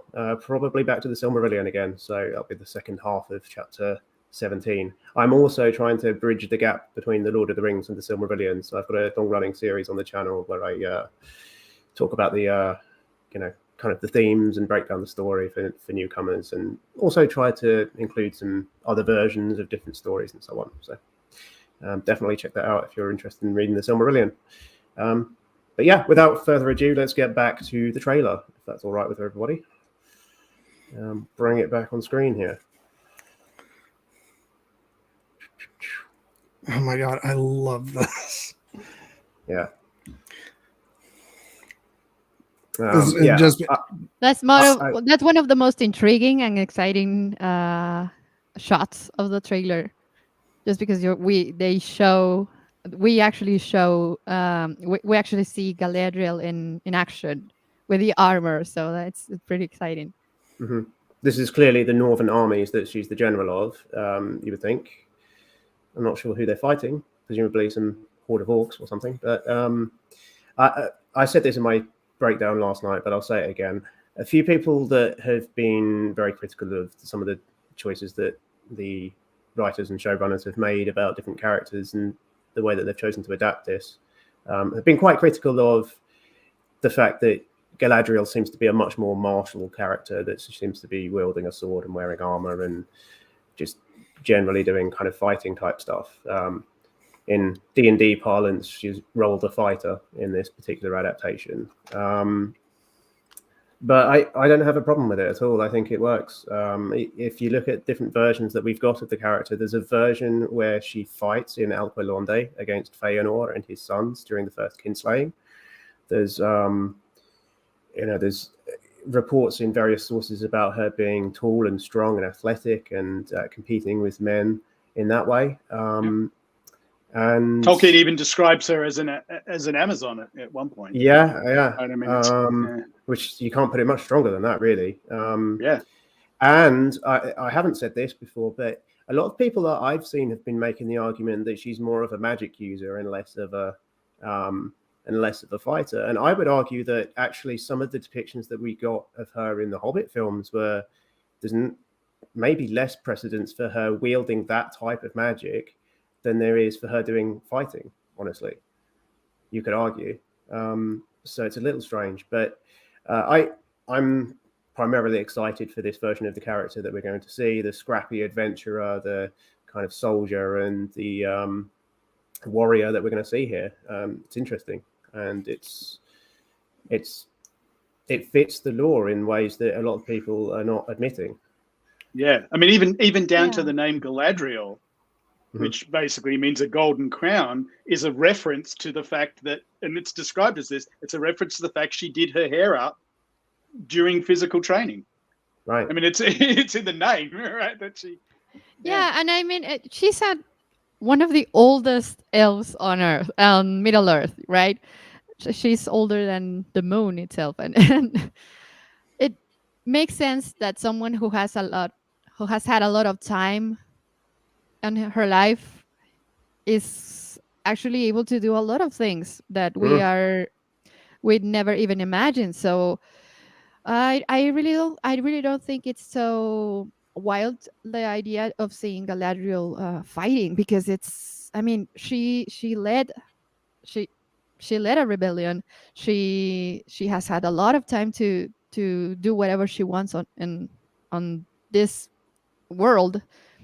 So yeah, I mean, how come people can accept a fantasy world and they can accept that someone with a lot of with a lifespan that long can actually do whatever the hell they can do? I mean, I don't know. I would also say as well, just to take the opposite position and for a moment, people who don't imagine this character in this way, that's also perfectly valid. There's different ways of reading her, and so if you've got an image of Galadriel's backstory and history from the books in your head that doesn't fit with this, I think it's disingenuous to devalue that idea as well. So if you do see this differently, then I respect that too. But I personally don't see a problem with them choosing to do this. This is the story that they've chosen to tell. So. Yeah, and you take her depiction in the Hobbit, especially Battle of the Five Armies, like a lot of that hinges on, the dark Galadriel that we saw in Fellowship of the Ring, which was itself a bit of, if not a departure, then at least an exaggeration. It was one of those Peter Jacksonisms, wasn't it? Really? Yeah. So like that already was something different, and I'm not sure that I pictured Galadriel in armor when, like reading the Silmarillion and stuff, but I liked it. It's, you know, it looks great for the show, and I think there's a lot of interesting things to be done with it. And I think it's not an invalid interpretation. Yeah, and if you think, sorry if I interrupted, but if you think about it, I mean, she's also one of the most respected elves on Middle Earth. I mean, that didn't came out of nowhere. She's a powerful woman. She's a powerful being, and this may come from many sources. I mean, she could be powerful for many reasons, and this may be one of the reasons why she's so powerful and respected, because she's not just the ruler that will rule from the distance, but she's the kind of ruler that actually steps into action along with the people that she's ruling. And also, like I come to this probably from a different place than some people do. As much as I adore Lord of the Rings and Tolkien's writings, I'm also just, obviously, as I've said, an enormous fan of cinema, and like, this just looks amazing. Just, you know, Galadriel in full armor, on, you know, on horseback, leading an army on real, like, locations. Like, this looks from something that would have been pulled out of maybe an epic medieval film from like 20 years ago. I can't remember the last time I saw something like this in a modern. This looks a little bit like the Battle of the Pelennor in The Return of the King. Like, except even more like realistic, because there's, you know, there were some, like, yeah, I'm not saying there isn't there's here. some slightly dated CG actually in some of that. This feels very, like, you can tell this is something that they just shot on location in New Zealand, and it's just embracing the locales, and it's beautiful and it's gorgeous. It's why I was saying in our Slack group, I'm like, God, Amazon, you really had to move away from New Zealand after the season, because New Zealand is unmistakable, and it's gorgeous here and in so many shots throughout the trailer. So so I think this looked astonishing, and I can't wait to see more of this kind of stuff. James, you've been quiet. Any thoughts on Galadriel as a warrior? I mean, well, I mean, other than that, I'm in full support of it. You know, one of the things, it's interesting from a casting point of view. The actress is not tall. No, so that's one sort of interesting thing in terms of you know, people that want to point out discrepancies in the casting. They tend not to point that out, oddly enough. Which is yeah, exactly. Well, the other thing, as well, I noticed this in the voiceover in the title reveal trailer, the short title reveal movie that came out.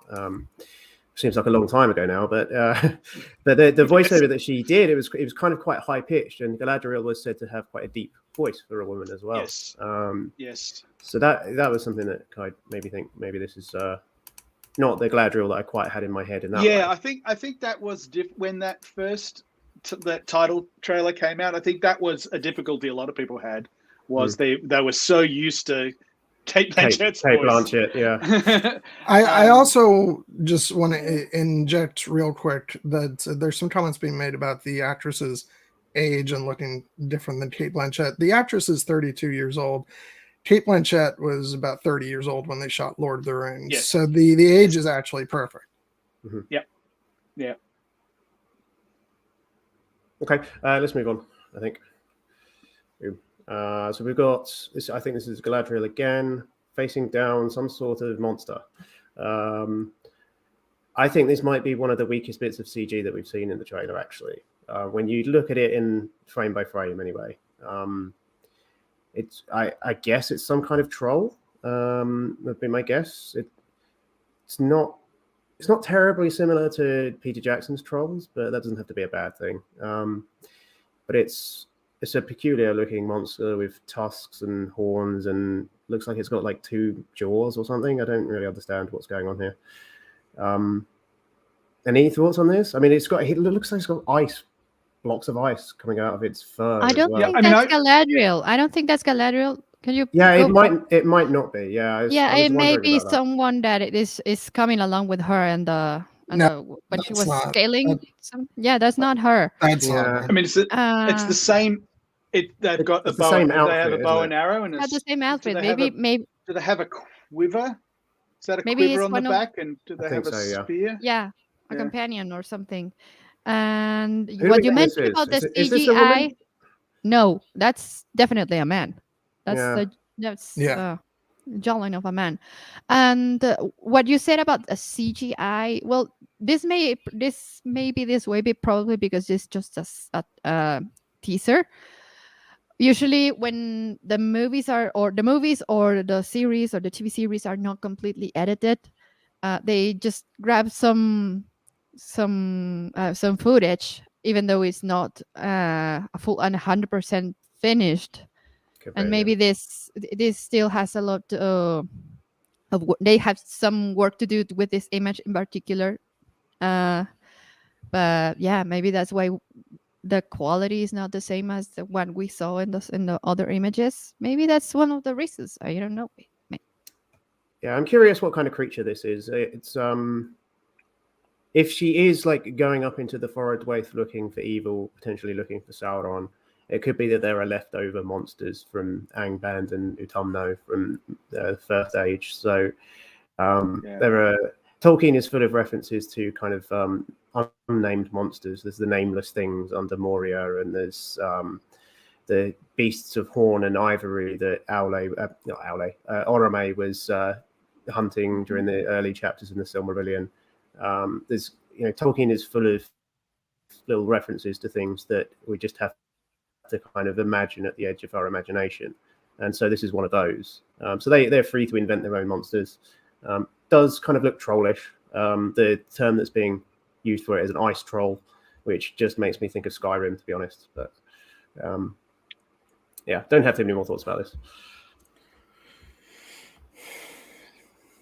Yeah, I don't know. And The you mentioned CGI didn't stick out that much to me. Might be comparing it to other things I've seen that were not great. I won't name names. But also, like, even though like editorially these episodes might be done, but they do still have until September to work on stuff, so there might be an improvement before then.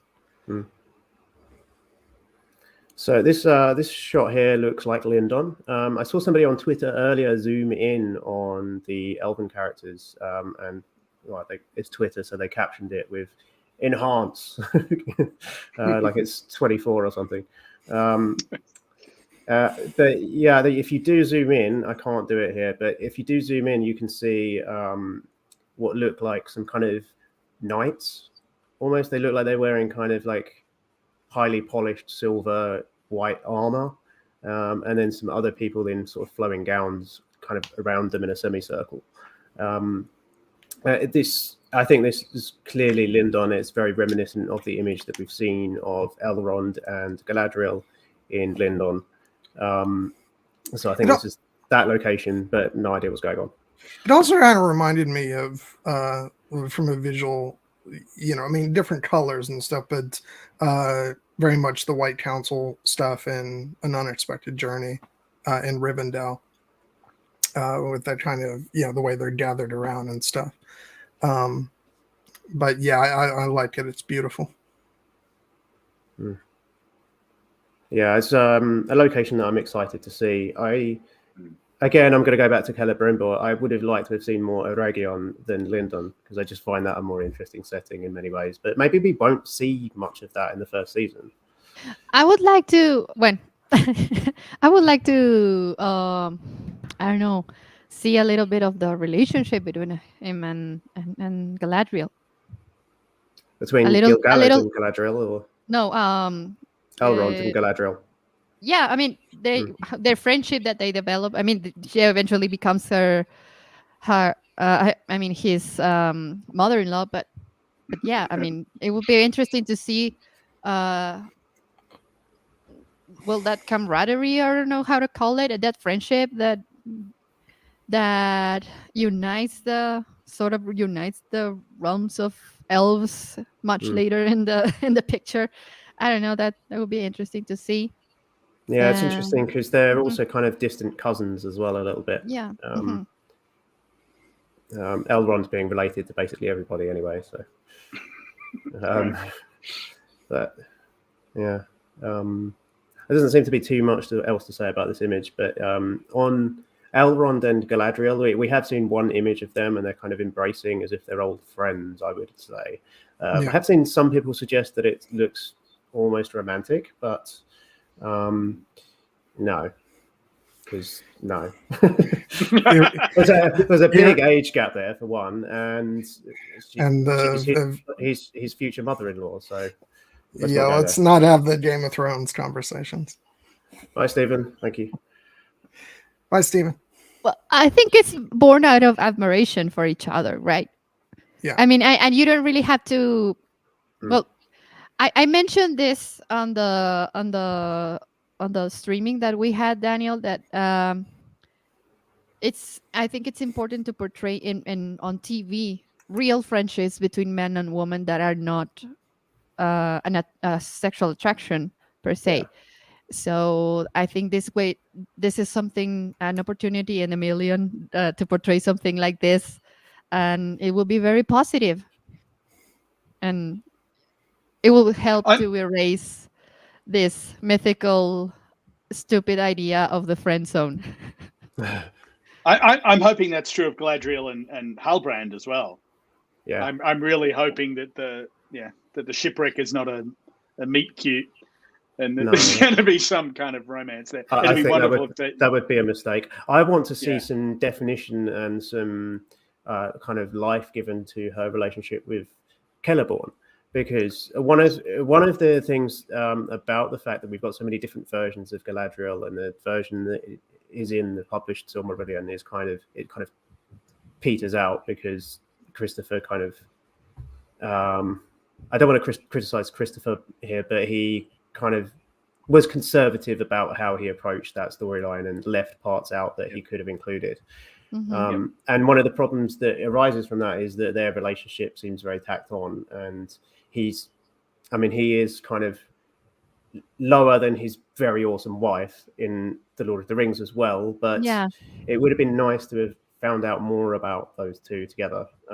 There's a storyline that Tolkien did write where Galadriel rescues the exiles from Doriath, which I would have loved to have seen that finished in the Silmarillion.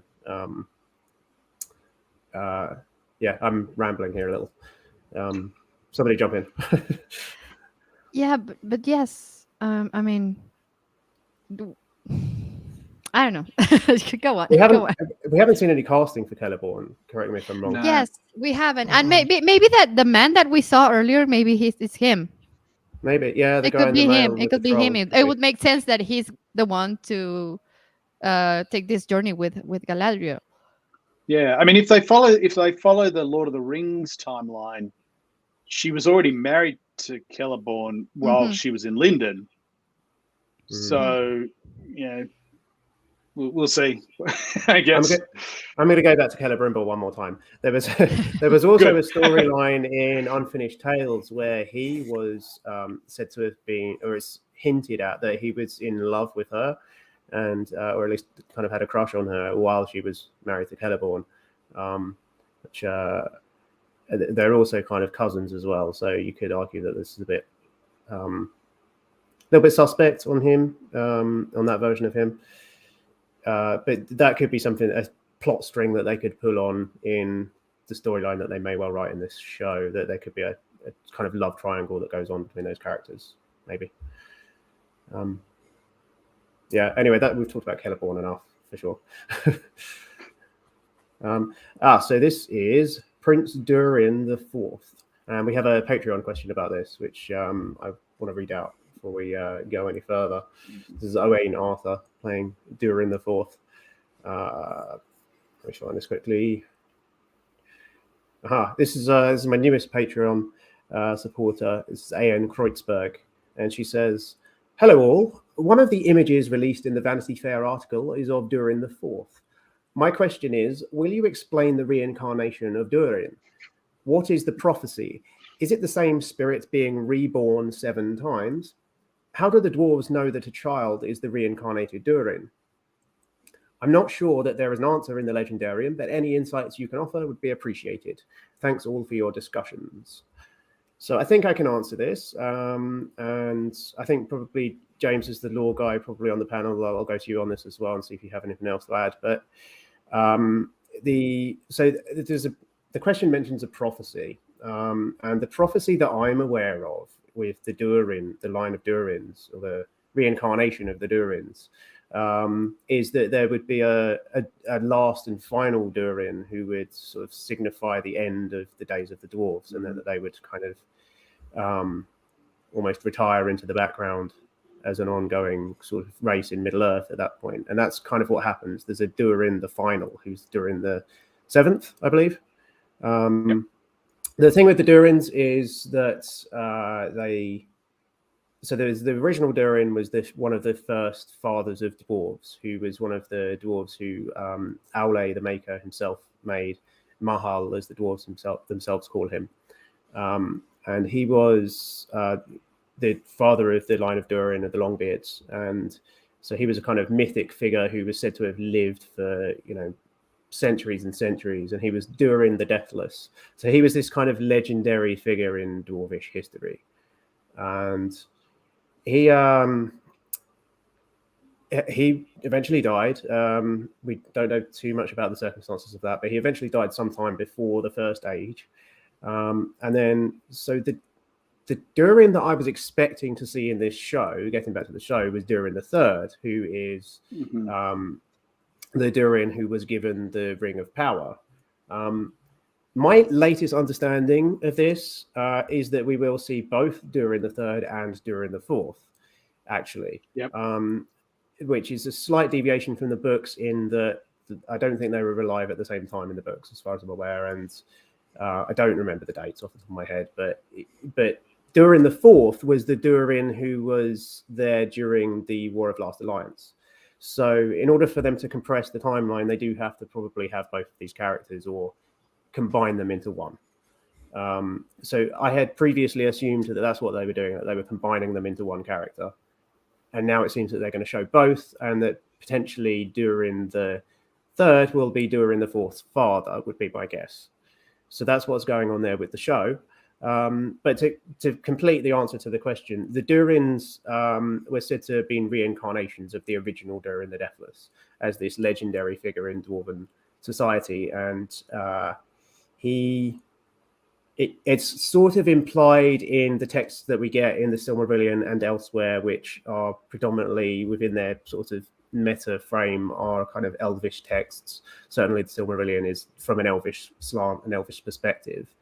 It's sort of implied that it's the dwarves' myth, and that the elves kind of seem like they don't really believe it themselves, but they kind of document it and say this is what the dwarves think, and this is their kind of mythology, which is interesting to read, because it's within a fictional mythology. It's commenting on another race's fictional mythology, which is on a sort of purely on a sort of nerdy literature nerd point of view is really cool. Anything else to add? I think I've answered the question pretty well, but yeah. So just to, I guess, add a couple of things. I mean, I'm in complete agreement with everything you said. I would just add that so Durin the Third was the Durin that was ruling when Eregion was established. So the relationship between the Eregion elves and the dwarves of Moria, and the construction of the door of Durin and everything, that was Durin the Third. And then, as you said, Durin the Fourth was the Durin during the Last Alliance. So it makes sense if they're compressing the timeline such that Celebrimbor and Pharazôn are alive at the same time, then they're effectively forced to kind of do a Durin 3, Durin 4 thing at the same time, which might not make sense if it is a reincarnation. To your point about the kind of the elves' attitude to it, that's even conveyed in the Lord of the Rings appendices. It even says there that, oh, we're not really sure, it's not really sure what's going on. This is the myth. It reminds me a little bit of kind of, Dread Pirate Roberts kind of thing, right? You just say, oh, I'm going to call myself Durin just because it evokes the same fear in people. But yeah, there was a prophecy about Durin the Seventh being the last, and that's all sort of Hobbit period onwards, and Lord of the Ring period. That's much later on that stuff happens. That's the Thanes book, kind of, isn't it? Yes. Yeah. But Red Book of West March. Yes, but I think that so having Durin the Third and Durin the Fourth alive at the same time, and the Vanity Fair article does talk essentially about them being father and son, or suggests very strongly that they're father and son. I mean, that doesn't quite fit the way that I suspect the Durin naming works, but it makes sense from a time compression point of view. And each of them, I think. Sorry, carry on. I didn't mean to interrupt. I was just going to say, I think both of them are supposed to have had a ring of power. Both 3 and 4 had separate. Is that right? Okay. I believe so. Right. Yeah, so that may be important to the story as well. Yeah, I mean, it's one of those things that there's a ripple effect once you decide to compress the timeline. Things like this crop up. Yeah, it's another one of those things that I'll be like, let's just wait to see how they handle it, because it does kind of make it a more traditional, he's the fourth because his father is the third, and not the reincarnation thing. So yeah, but like with a lot of things, I'm willing to give them the benefit of the doubt and see how it's handled. So we'll say. I will just say I love the look of this character, and after certain feelings I had about several of the dwarves in the Hobbit films, it's just great to see, dwarves that look like dwarves. Yeah, we'll get on to beardless female dwarves in a moment. There is that scene coming up, but let's just move on, because I think we've answered the question pretty well. I don't see any comments from chat about it. Okay, so next up we've got Elrond, So I said there were 2 characters that we get glimpses of in the trailer that I wanted to see more of. This is the one that I was expecting to see more of, and I was surprised that we didn't get more of. Trailer focused quite a lot on Galadriel and a fair bit secondarily on the hobbits and the mysterious Meteor Man. I'm going to carry on calling him Meteor Man. And then we got almost no Elrond. All we saw is him in the same costume that we've already seen him in the poster, holding presumably the same object that he's holding in the poster. But it's a very badass looking Elrond. I think he's like I said, I wasn't completely sure what to think of him from the photos, but I'm sold on on this version of Elrond just from this image. We have a question from Patreon about Elrond, so I'm going to read that out. This is from Cloaked One again, and he says, in the Vanity Fair article, they also refer to Elrond as an architect. At first, I thought they were talking more about him being an architect in terms of the schemes or ideas he sets up on a political level. But do any of the texts reference Elrond being a builder or architect? He certainly established Rivendell, but did he design it as well? So there's a few layers to this question. It's a really good question, actually. I completely missed this quote in the Vanity Fair article before. At least I didn't pick up on the word Elrond, architect, with respect to Elrond. The interesting part was that they described him as being politically ambitious, which is not necessarily how I would categorize Elrond. In terms of the way that they're using the word architect, it's suggestive of, I think, of a metaphorical kind of architect, that he was the architect of, alliances that were built politically and that sort of thing. I think that's what they mean. as far as Rivendell, just as an aside, yes, he established Rivendell during the War of Elves and Sauron. He had to retreat with an army after Sauron kind of invaded Eregion and took Celebrimbor capture. I'm going to get into spoilers for people if I go into that story too much. But Elrond during that period establishes Rivendell, so very likely we'll see that happen in the show.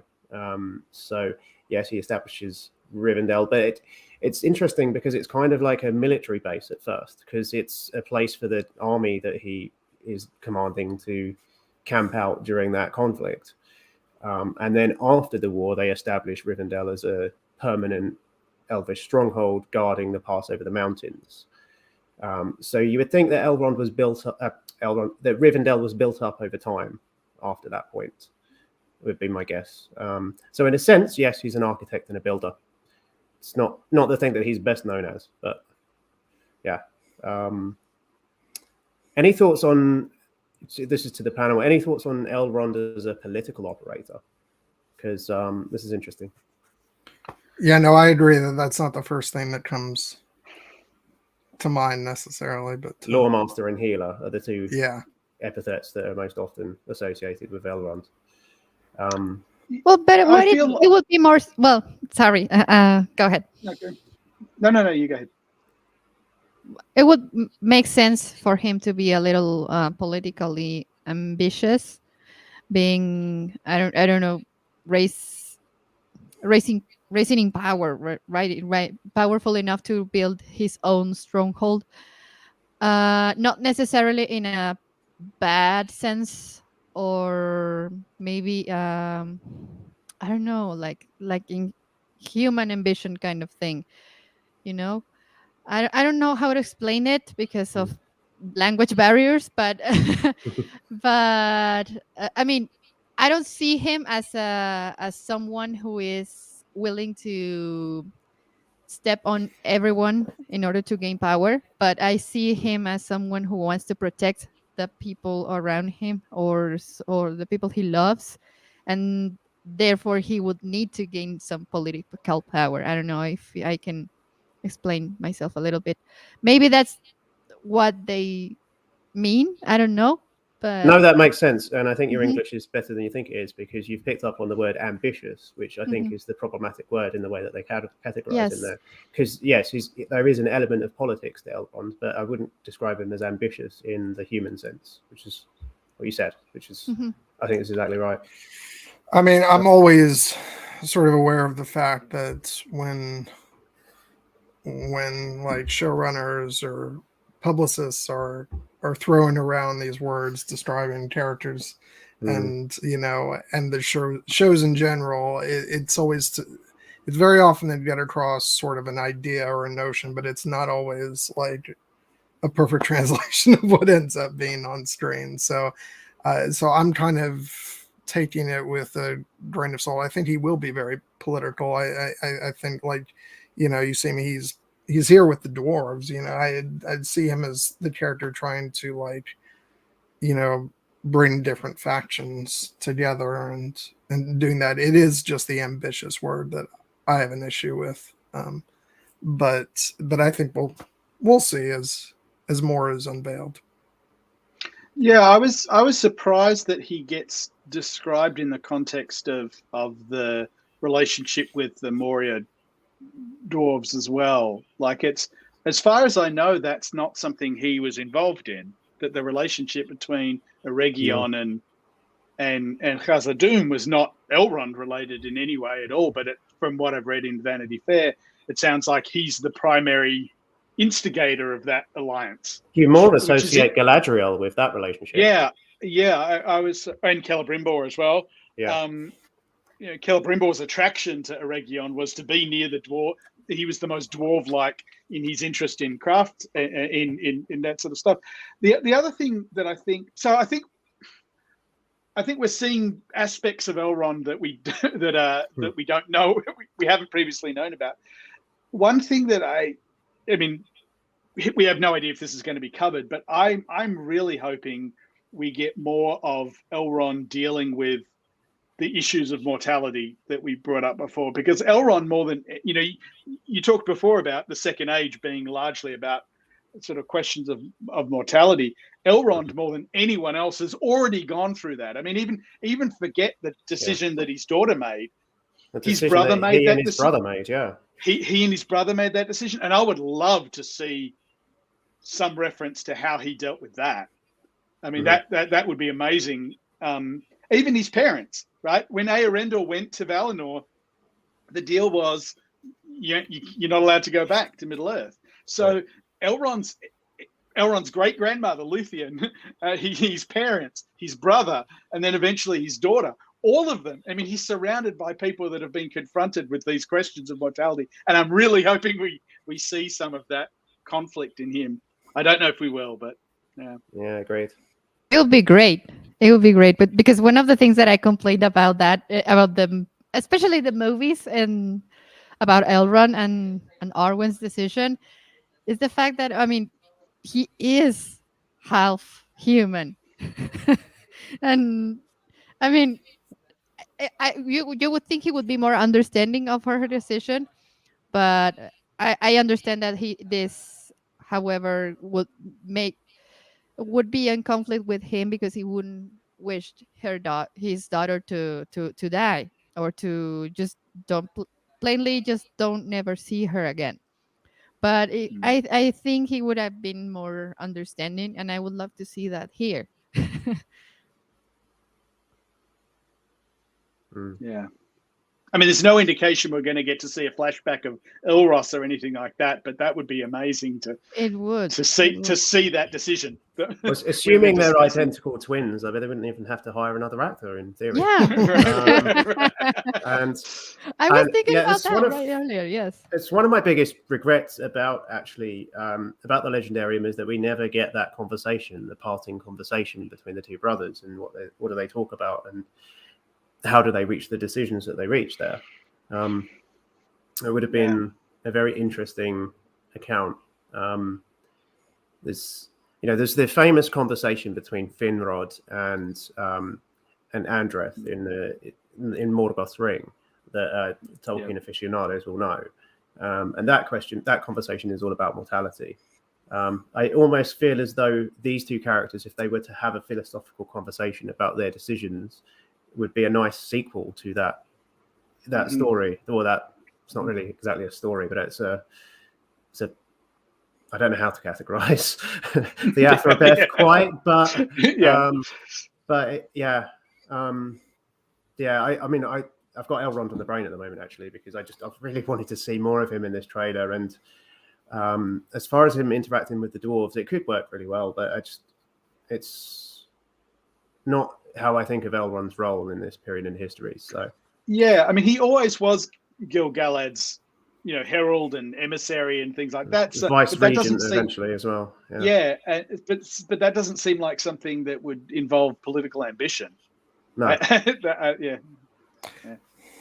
Just a quick side note, because I saw some people in the chat bring it up.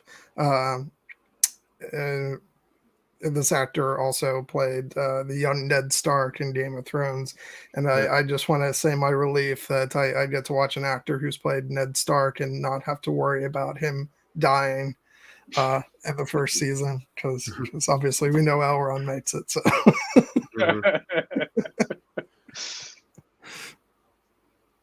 Yeah. Okay, one last thing, which I think we probably have to cover as well. This object in his hand.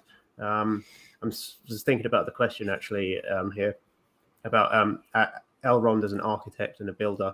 Maybe that object is like a spirit level or something, like some sort of like, I don't know, some sort of tool that are building things. I don't know. But that thing that he's got in his hand, I assume that's the same object that we saw in the poster, which people speculated on. I originally thought that it was maybe the scepter of Númenor, and I don't think I was alone in that. The reports that seem to be circulating about that, the rumors seem to be suggesting that this kind of palace building that we see on the top of that rod is Gondolin. Which is interesting. Obviously, Gondolin is mentioned in the Lord of the Rings, so they probably could reference it. And he does, he's descended from Turgon, so he might have a reason to hold something from Gondolin still. I'm not sure how it could be relevant to the plot, but I don't know if this device he's got in his hand is the same thing that was in the poster. But if it is, it's James, got some I've seen you tweeting about this. Have you come to any conclusions? So, I mean, when I first saw the poster, I thought it was Elros with the Scepter of Numenor, but the connection with Gondolin had been made. Eärendil was born in Gondolin as well, so there's a connection with the father, and it's not just Turgon. But if you look at what he's holding there, that's not exactly the same thing, unless it's got like a cover over the little city model. I mean, in the poster, it definitely seems like a scepter of some kind. It may not be the Scepter of Numenor; it may be something else. But it could be. Now that I think about it, if Elrond is an emissary, you can almost imagine him carrying something that symbolizes that he's the representative of Gil-galad. Why it would look like that, I don't know. But is this a tool that he's carrying here? I don't know. Is he if I recall correctly, the rock gets broken. Is that Elrond breaking the rock, or is that a dwarf? No, it seems to be a dwarf. Okay. So we're skipping ahead by getting to it, but we've got another dwarf here to talk about first. But it appears to be a dwarf, and it's a red-bearded dwarf. So we'll get to it later. Yep. Beardgate. This is Disa. Beardgate. Yeah. I saw some people suggesting on Twitter when the poster came out that she sort of had some whiskers on her cheeks a little bit, but we can't see those in this image. No, they were sort of very long. They were almost long sideburns going down to the neck. Was sort of what it was. Yeah. Yes. So my thoughts on this. I mean, again, it's a very quick shot. We hardly see anything. Love the costume. I said that already when we saw the poster. And don't care too much about the beard thing. Somebody who I won't name because I don't want to embarrass them said to me that they're very glad that they're not doing bearded dwarf women because they had facial hair as a young girl and were teased for it, which I can see that, and I can see why that's actually a positive decision for that reason. But then wouldn't this, you can look at it the other way, that this would be a positive reinforcement of that. Yeah. Yeah. They did bearded dwarves in The Witcher. I don't know if you noticed that. I know you've seen The Witcher. I remember that. Yeah. Well, I am excited to see a female dwarf. Mm-hmm. I am excited to see a female colored dwarf because, well, I am a color person. I am a person of color myself, and I am always excited to see this type of characters being portrayed on screen. It's always an opportunity to get yourself into this made up words and making yourself part of that conversation as well. And I like it. I like it. I did complain something a little bit about the bird, but I mean, I am okay with whatever they do as long as they give us a great character. And of course, I am very happy to see this in this world. No one said, not even Tolkien himself said, that everything has to be straight up white. And this is a fantasy show. Everything can happen. Everything can be portrayed by anyone, and I love it. I love it. Yeah, to be clear, despite my objection about lack of beards, everything else about this character looks fantastic. It's just a tiny little thing, right? That you've heard of, but since no one has ever seen it before, maybe. Well, we did see it in The Hobbit, in the prologue of The Hobbit. But even so, it's a thing that I'll be grumpy about initially, but I'll get over as it just becomes part of the show. Well, Numenorians are supposed to be 7 foot tall, and I don't think they're going to be in this TV show. So, I mean, No, pick your battles, I guess. Yeah, Yeah, there's a long list of things that have been slightly off in Tolkien adaptations, and Cat dragon. yeah, people are very selective about what they want to get enraged about. Right, exactly. And there are always agendas. You guys know what I mean. Yes. Um, On that point, though, can we just go back? We haven't talked about the Elrond's short hair. Okay. Short, sort of slightly blonde hair. Because that's one of the things that, one of the things that a lot of people have talked about is whether elves have to have short hair, long hair. And I don't know yet, but I'm wondering if maybe they're it's a going to use fashion this trend. yeah, I'm wondering if it's an age. I'm wondering if it's an age indication as well. Like they could potentially use it as a way of, It would make sense for men of all races or women of all races to have short hair at times of war because of practicalities of fighting. It would be easier to grab someone by the hair if they had a longer hair, and this is a time of this is a conflicting time. Glorfindel's death in the Silmarillion. He dies because the Balrog pulls his hair and pulls him off the ledge. I'm gonna say like if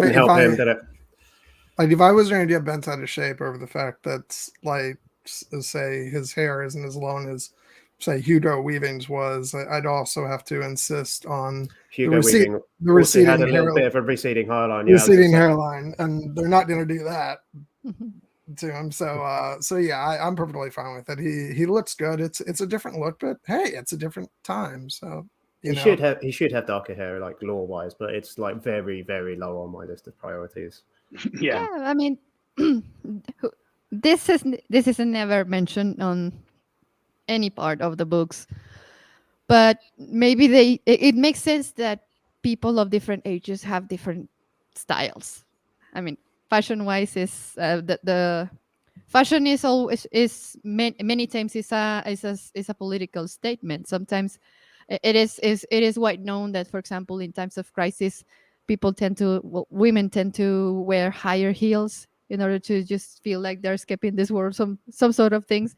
It's some kind of psychological effect. So it would make sense that they have different type of fashion trends, even though they are not mentioned in this world, but just because it's different times and it's different circumstances around what the characters are experienced in this era and in future eras. And I'm sorry, I'm reminded of the Centauri in Babylon 5, right? The men would wear their hair up like peacocks, and the height of the hair was a status symbol until the emperor cut his just to be, completely buck the trend. So there's all these sort of interesting things you could do like that, right? Where it gets associated with a particular status, and then the trend goes a different way or whatever. So and that has happened in history. I mean, the wigs that the French used, the bigger the wig is, the higher status in society you had, because it meant that you really don't do anything. And if you don't do anything, it means you don't have to work. Right. Yeah, I was going to say, you're never going to convince me that an entire race decided on one style of like length of haircut and nobody decided to be a rebel. This is just random thoughts. Trying to find the sense of it, but it doesn't mean it's right. Okay, it doesn't mean it doesn't mean I have the truth of it all. Okay, let's move on, and I think we've already talked about this one too. So let's talk about Galadriel being pulled off the raft here. So we already discussed this a little bit. She's having her hair pulled upwards, and Halbrand seems to be inspecting her ears here. My reaction to seeing this is like, she's like, "Excuse you." Yeah, she doesn't look happy. Yeah. Her being a very proud, royal elf of the House of Finwë, having her hair tugged by some dude on a raft is probably it's not her finest moments. So, although he has probably just saved her life, so I don't know. Yeah, we've already discussed this a bit. Does anybody else have anything else to add about this?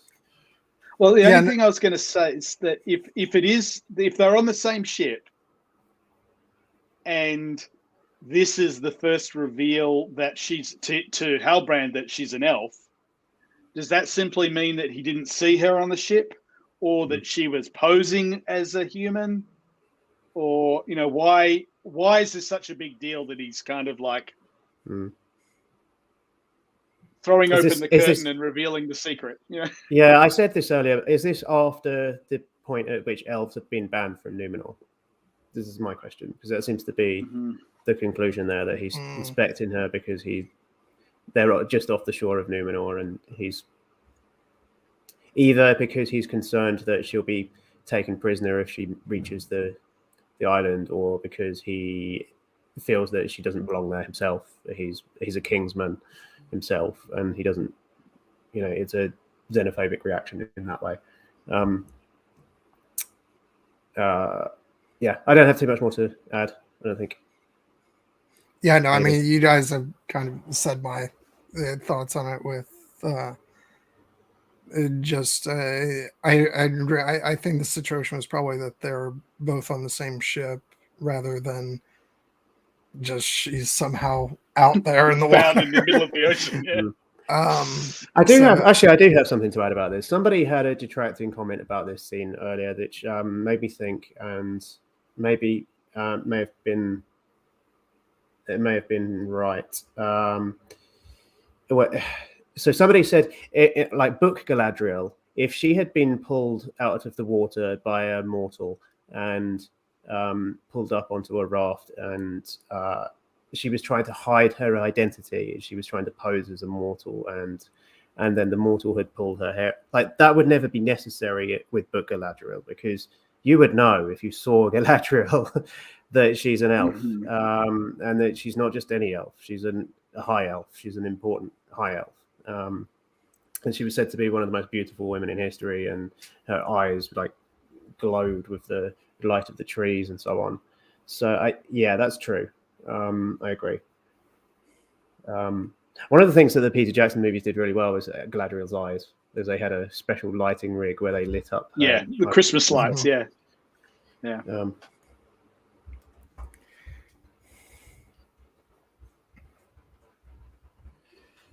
Now I just want to go watch Fellowship after we finish it. Sorry. You always want to watch Fellowship. That's true. I have no idea what's going on here. Well, it's clearly Tom Bombadil. We've covered this already. No, but this is the stranger and one of the halflets. We can't see which one. We can't make out his face or anything else, thankfully. There's another wider shot here as well. It's a hell of an explosion going on here. There seems to be rocks flying around like a console exploding on a Federation starship in Star Trek. I don't know. I always want to watch Fellowship. You're always going to mention Star Trek. It's, yeah, we've discussed this one already. I don't have anything else to add about it. This is the scene that we were talking about earlier on. So this is the still of this, and this, I think, we can't make out his face very clearly, but I think it's definitely probably Owain Arthur again as Durin. Yep. Or his father, maybe, if he looks very similar. What do you think about them having red beards? Somebody was talking, I think it might have been the Philosopher's Games, was talking to me about the fact that they've got red beards and that there is a clan of red beards, which raises the question, actually, do we think that maybe we'll see other clans of dwarves? Because I personally hope so. You know, the dwarves of Rune and the Oricani Mountains. But yeah, so he's striking this boulder and he smashes it in half with what looks like some kind of warhammer. Yeah. Is that the same boulder that Elrond was looking at? It's hard to say. It does look similar. but it's very hard to say. I can't compare them without flipping through the whole yeah. thing. That's fine. But it might be interesting to compare them. I wonder whether it's related to the meteor as well. Maybe it could. Yeah. It could be. It would make sense in storytelling wise that right after you show a shot of the meteor hit, then you show this. It makes you assume, or it makes you think that it's something like related to it. It may not be, but the way they cut it, you could assume that. Aaron's saying the lighting is very similar. I know, agree with that. We said at the time. And Jess just before had suggested that maybe Elrond was trying to crack it, and the dwarf is like, no, let me allow me. Yeah, that would work. That would be a good scene. Especially this is my rock. Rather like how Gimli does in the movie, right? When he just smashes the one ring. Yeah, I mean, I was just going to say it's very reminiscent of that. Especially because Elrond looks like he's just very carefully surveying the rock. Right, he's looking at it closely, and then the dwarf just comes along and goes, screw this, I'm just going to smash it apart. Then you get the Council of Elrond, and he's like, God, here we go again. Yeah. Aaron's asking, can we see the handle of the hammer? Not particularly clearly, no. I haven't gone through it frame by frame myself, but... Okay. Guys, I need to leave, but as always, it's always a pleasure to talk to you. So likewise, thank you for coming on. Thank you. Yes. Thank you so much for inviting me to this. And I'm sorry I have to leave, but I do. No problem. Have a nice evening. Have a good night, Cecilia. Bye-bye. Bye. All of Cecilia's links will be in the description below if you're interested in checking out her channel once again, including my recent appearance on there as well.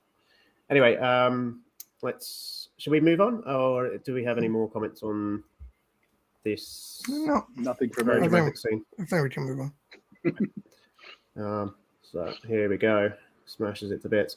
So here we've got presumably an elf flying through the air.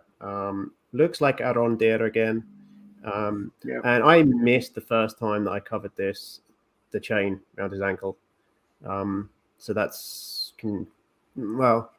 it's interesting. There was one of the characters in the posters also had a chain around their neck as well, wasn't there? It was a different character, but there was a character that had a chain around their neck with presumably one of the Hobbit characters, with a ring attached to the chain, which made me think of like a slave collar.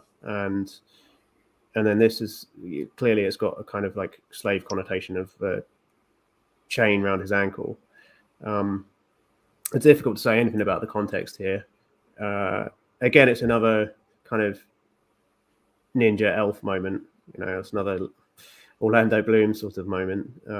This character is definitely going to be very physically able. He's going to be doing lots of kind of ninja elf type stuff, as I say. Do we agree that this is Arondir? I think it clearly looks like at first I thought it was. When I zoomed up I was less sure, but it probably is Arondir. I can't it looks like the same hairstyle to me. The hairstyle definitely. And we can definitely make out pointy ears there. Yep. It's either Arondir or it's like Tuvok. But there I go with Star Trek again. Yeah, this is another one of those moments that it's kind of hard to figure out what's going on with so little context. But another instance of elven acrobatics. Somebody is just mentioning Finrod in the chat here, and I'm pretty sure the previous character wasn't Finrod, but the rumor is that this is. This Finrod. One is, yeah. I think that's. I think it's more or less confirmed as well. Yeah. Yep. Which is a short-haired Finrod, which is a peculiar choice, I would say. But we've talked about the hair thing already. And the question is, what battle is this, and is he going to die in this battle? Well, I mean, this is not how he dies in the books, of course, but No, I know. but yeah, this could be a flashback. This could be Galadriel talking about my brother died in the Wars of Beleriand, and we just get kind of a quick scene of him being surrounded by orcs with his fellow soldiers. It looks like the Dagger of Bragalak to me. It does. With the flames in the background and so on. The appendices do say that Finrod died to save Beren. That is actually explicitly, or Beren and Barahir. That's explicitly mentioned in the appendices. So that's potentially usable. Is it not mentioned also in Aragorn's summary of the story? Because he also kind of has a prose summary of the story. He doesn't mention Finrod though. Does he not? It's interesting. The Beren and Luthien story is told all over the place in the book with different pieces. Like Sam adds the bit about losing the hand, and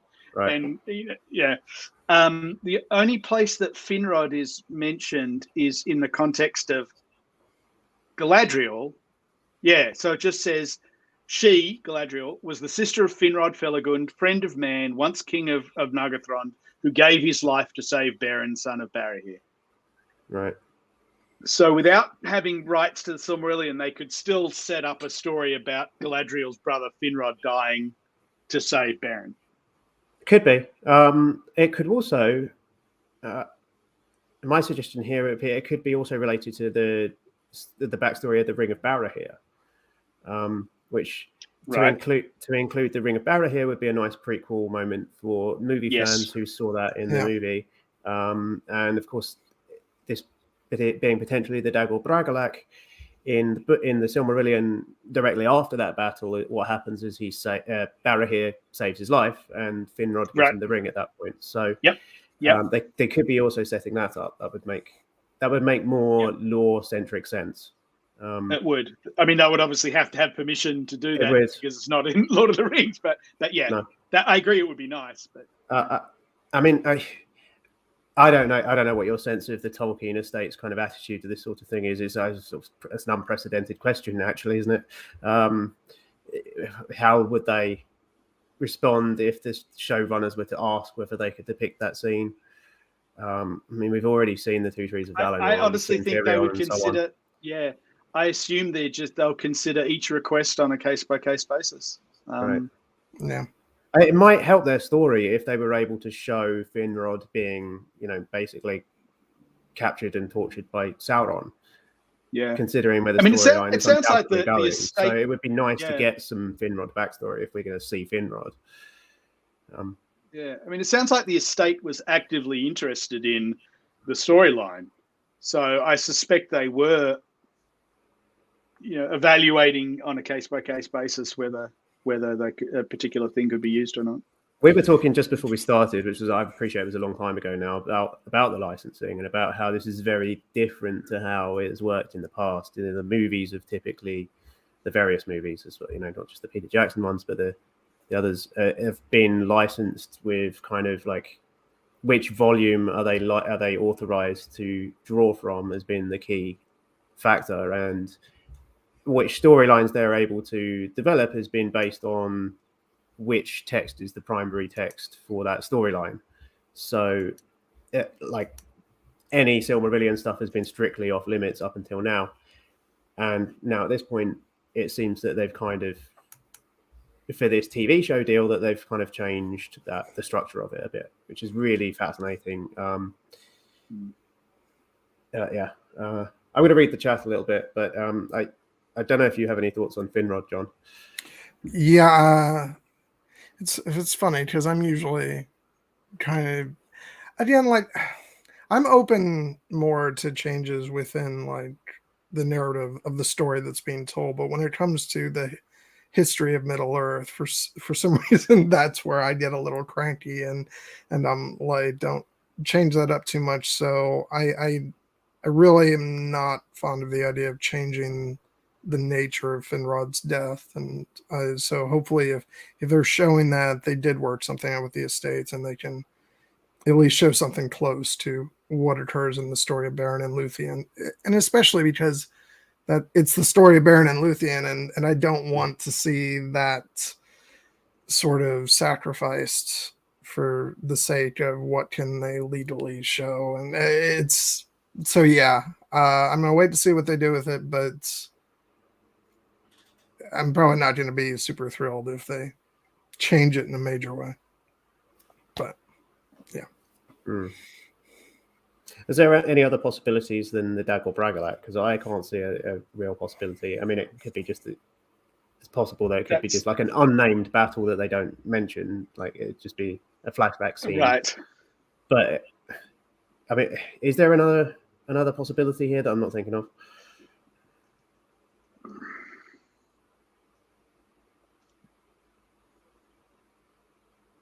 No. Okay. I mean, that would have no. I can't think of anything. That would have to have, if it is a specific battle from the Silmarillion, they would obviously need to have the rights to that, because the Dagger Bragalac's not mentioned in Lord of the Rings.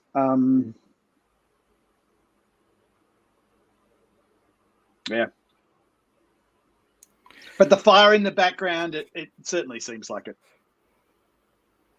Yeah, and that's the thing. As much as like I wouldn't really want to see a change, I have to acknowledge that it would make sense for expediency. Like if the important thing in the story is that Finrod died, and that's, you know, an important incident for Galadriel's development through the story and stuff, then for the sake of this particular series, it will probably work to show that in whatever way they choose to. So yeah, I'm conflicted between, you know, the book fan and me and the movie TV fan who understands, you know, that why these kinds of decisions are made. So. I mean, I presume that the point of this, from this television series storytelling point of view, is it as a motivation for Galadriel. That this is ultimately what's going to make Galadriel care so much about tracking down Sauron in the early parts of the television. So that's ultimately what matters, is just establishing the revenge motive for Galadriel, I guess. Yeah. Okay, let's move on.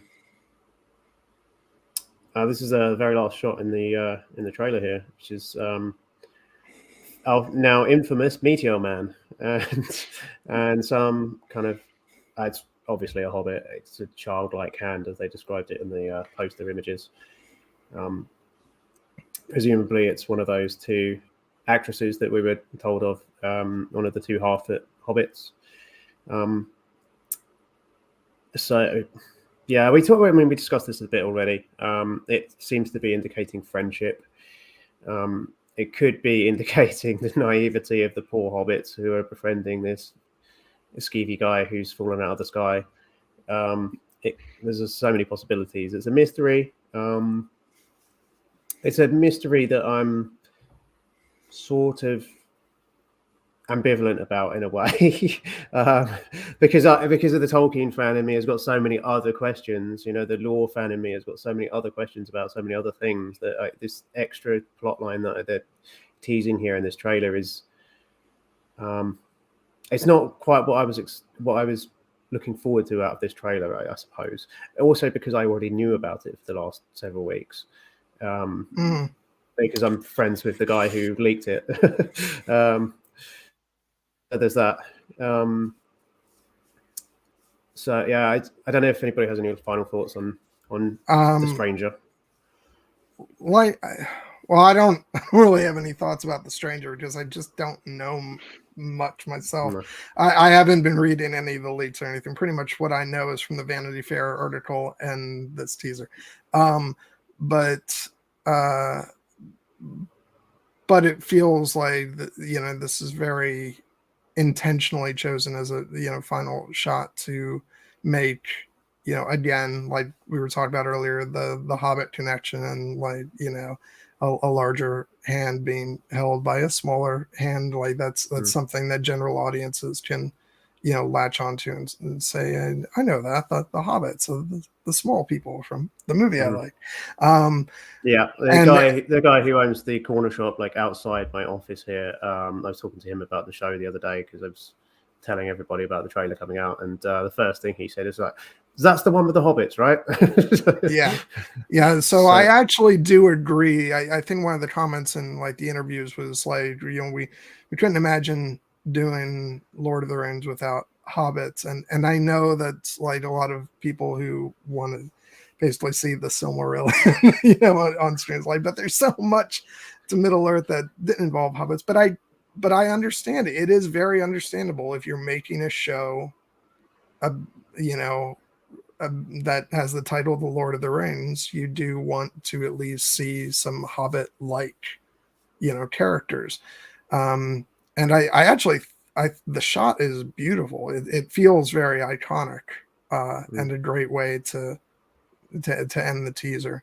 It was the first shot that I saw of anything, because I think it's the still frame used, like when you go click on the video on YouTube, that's the one you see, and it immediately made me think, before even seeing anything else, I was like, oh, the show is going to look good, because this shot feels very cinematic in a way that maybe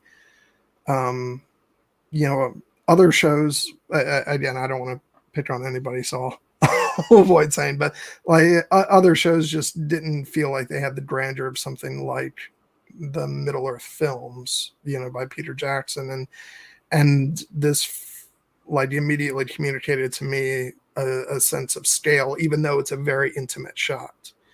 And that held true as I saw the rest of the trailer. It feels very big and almost like, a big motion picture on the small screen. So, yeah, well put. I think it's a nice shot to end the trailer on. In that sense, it's quite sort of, the visual element of it is strong, and I can see why they chose that as their thumbnail image. I didn't realize that. I haven't actually watched it on Amazon Prime, so I don't have anything else to add. We'll probably close this down. We've been going for nearly 3 hours, which is a little bit longer than I planned on. So thank you both for staying for the whole My thing. apologies. It's because I'm here, Dan.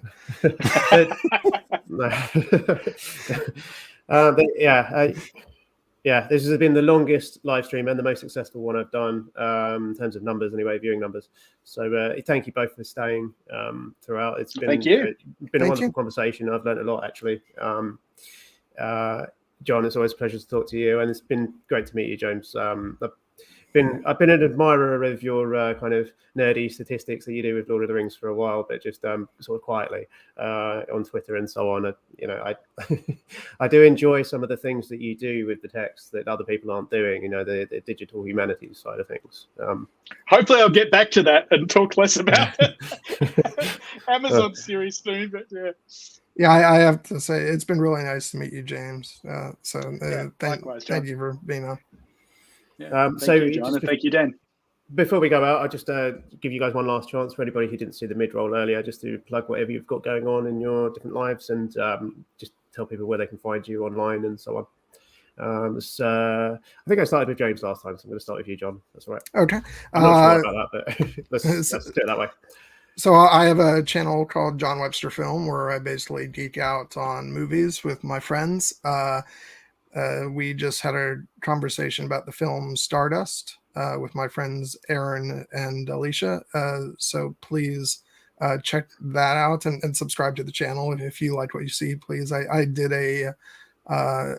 done more than a few Tolkien related streams, and one of them about the music of the Lord of the Rings films with Doug Adams, who literally wrote the book on it. So check that out. I'm also a co-host on Here Be Dragons, which airs on Sundays at 6 p.m. Eastern. We're going to be talking about the Book of Boba Fett next week. And also at the end of this month, on the 26th, I'll be on Cecilia's channel, who was on with us. Her channel is called Geeksterillia, and we'll be talking about the 2005 film Pride and Prejudice. So check that out, please. Perfect. Wonderful. And James? Yeah, so digitaltolkien.com, as well as Digital Tolkien on Twitter and Instagram, and also check out the courses that I teach at Signum University. Perfect. All right. And as for me, you guys know who I am, hopefully. On Wednesday, I'll be dropping a video on Gandalf and his role in uncovering the mystery of the One Ring and trying to answer the question of why does it take him 70 odd something years to figure out, use the process of elimination to figure out that the ring that Bilbo found in the cave is the One Ring, and not one of the other great rings. So I'm looking at that question a little bit, and then on Friday I will have a hour and a half long podcast with the Philosopher's Games, the Tolkien YouTuber, talking about Elrond and his life through his birth and his heritage in the First Age through to the end of the Second Age, and then part 2 of that will be recorded at some point at the end of the week, so that will come out in the following weeks as well, where we'll probably talk about his potential role in the show as well as his history through the Third Age.